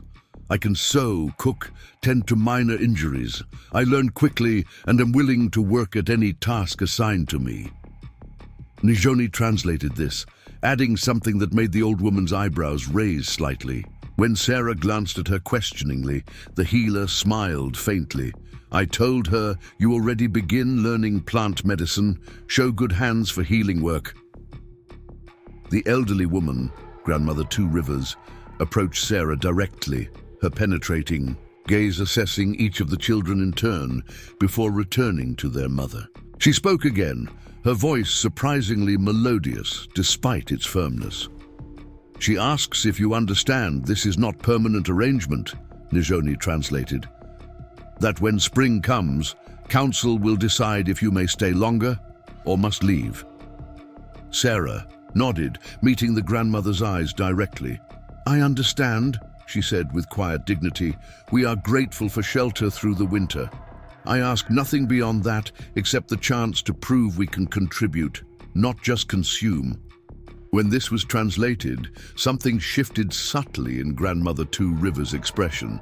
Not warmth exactly, but a grudging respect for Sarah's forthright response. She turned to address the gathered community, speaking at some length while occasionally gesturing toward Makia and the newcomers. "She reminds people of old teaching," Nijoni explained, "that mercy toward vulnerable is mark of strong people, not weak ones. Says winter camp has faced greater challenges than 4 extra mouths to feed." Finally, Grandmother Two Rivers turned back to Sarah, speaking directly to her, though she knew the white woman couldn't understand her words. "She says you and children may stay in Makia's lodge until spring council," Nijoni translated. "Children will learn Cheyenne ways, help with appropriate tasks. You will work with women, learning skills needed for winter survival." A hint of amusement touched Nijoni's voice as she added, "She says your hands look too soft, but snow and work will toughen them quickly." Sarah felt a wave of relief wash through her, momentarily weakening knees already exhausted from the day's journey. "Thank her," she said softly. "Tell her we will work hard to earn our place here." As Nijoni translated this, William straightened beside Sarah, his young voice suddenly clear in the quiet gathering. "I can help hunt," he declared, looking directly at Grandmother Two Rivers. "My father taught me to set snares. I'm strong for my age." When this was translated, several of the men exchanged glances, some skeptical, others thoughtfully appraising the boy's determined stance. Makia placed a hand briefly on William's shoulder, a gesture of approval that clearly registered with the watching community. "The boy has proven his courage on our journey," the chief stated in English, then repeated it in Cheyenne for his people. "He walks like one who understands the value of endurance." This endorsement, coming from their respected leader, seemed to settle the matter for many of the observers. The tension in the gathering eased perceptibly, though wariness remained. In some faces, Grandmother Two Rivers made a dismissive gesture, clearly indicating the discussion was concluded for now. The crowd began to disperse, returning to interrupted tasks with only occasional glances back at the newcomers. "Come," Makia said to Sarah and the children. "My lodge is there." He pointed toward a large dwelling near the center of the camp. "You rest now. Tomorrow begins new learning." As they crossed the camp, Sarah felt the curious stares of the community following their progress. Some gazes held hostility, others mere uncertainty, but a few, particularly among the women with young children, showed glimmers of compassion or interest. Emma, ever the social one, waved cheerfully at a group of children about her age, earning shy waves in return, despite the disapproving frowns of their mothers. Makia's lodge was larger than the one in the hunting camp, its interior divided into subtle sections for sleeping, food preparation, and everyday living. A fire burned in the central pit, tended by a quiet young woman who Makia introduced as Adsila, his brother's widow who now kept his household in order. She greeted the newcomers with reserved politeness, her dark eyes revealing nothing of her thoughts about these unexpected additions to her responsibilities. "Adsila will show where you sleep," Makia explained to Sarah. "I must speak with council. Elders now, explain journey, discuss winter preparations." After he departed, Adsila silently indicated a section of the lodge where fresh buffalo robes had been arranged for sleeping. She offered the exhausted travelers a simple meal of dried meat, berries, and a corn preparation Sarah had never encountered before. then withdrew to her own tasks, leaving the family to collapse into much-needed rest. That night, as her children slept deeply beside her, Sarah lay awake, the enormity of their situation finally registering fully in her mind. They were now completely dependent on the goodwill of people who had every historical reason to resent and distrust them. The winter stretched ahead, long months of close quarters and cultural barriers to navigate, with the lives of her children hanging in the balance. Yet beneath the anxiety ran a current of something else, a tentative hope that this unexpected detour might offer not just physical survival, but a kind of education none of them could have received otherwise. Already William stood straighter. Emma's natural curiosity had found new outlets, and even little Thomas seemed to understand they were experiencing something remarkable. Dawn broke crisp and clear over the winter camp, sunlight illuminating the valley with crystalline brilliance. Sarah woke to find the lodge empty, save for her family and Adsila, who was already preparing the morning meal.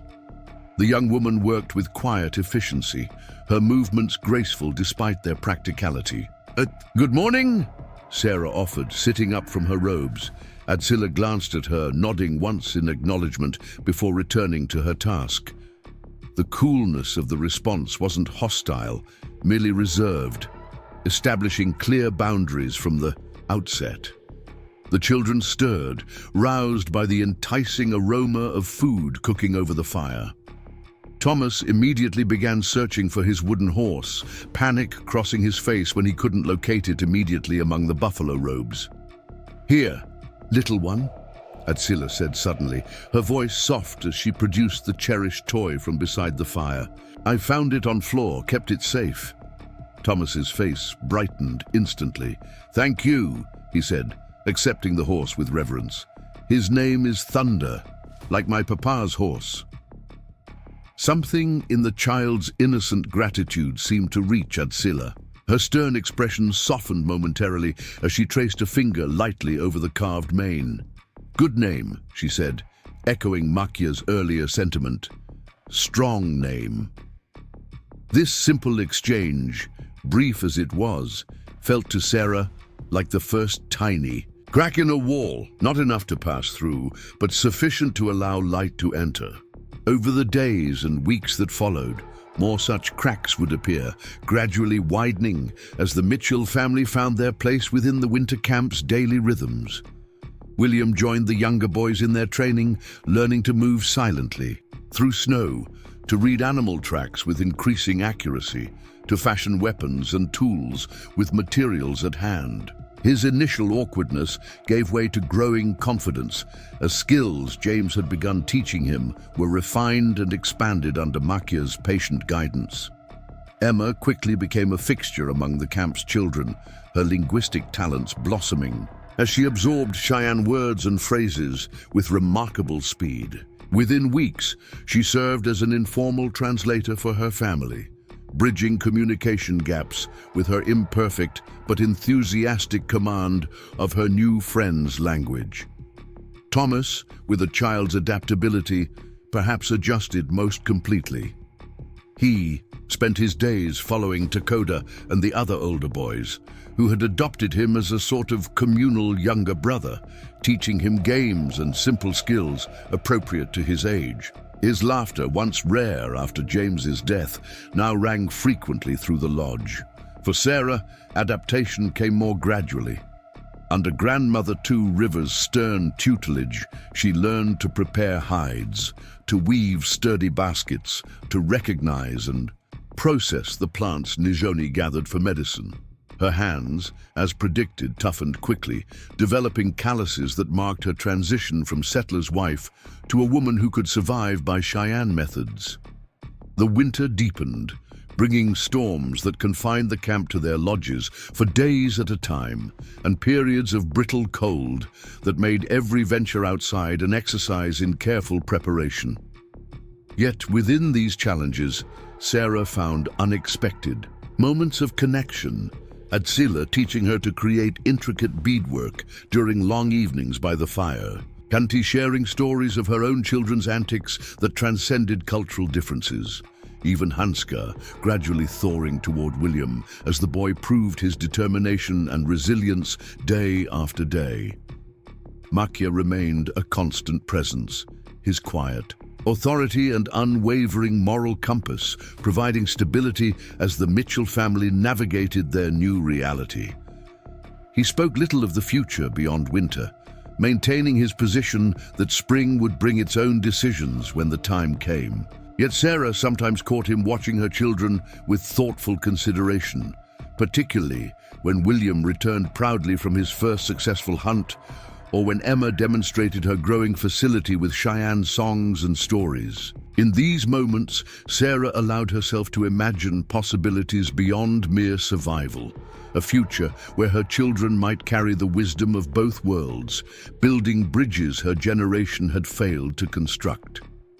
Whether that future would be permitted remained uncertain, balanced precariously between Makya's measured support and the legitimate wariness of a people with every reason to distrust outsiders. But as the winter solstice passed and the days imperceptibly lengthened, Sarah Mitchell found peace in the present moment, in the security of shelter, in the nourishment of shared food, in the growing acceptance that transformed strangers into neighbors, perhaps even friends. Whatever spring might bring, the harsh winter that had nearly claimed their lives had instead given them an unexpected gift, the chance to see beyond boundaries, to recognize humanity in those they had been taught to fear, to discover strength they never knew they possessed. In the dance of firelight within Makya's lodge, as her children slept peacefully beneath buffalo robes, Sarah traced her finger over James's journal, the record of one journey now intertwined with the unexpected, path of another. Some might call it fate, others mere chance. But Sarah had come to see it as something else entirely, the natural convergence of human need and human compassion, transcending the artificial divisions that too often separated heart from heart. In the vast, unforgiving wilderness they all called home. Up next, you've got two more standout stories right on your screen. If this one hit the mark, you won't want to pass these up. Just click and check them out.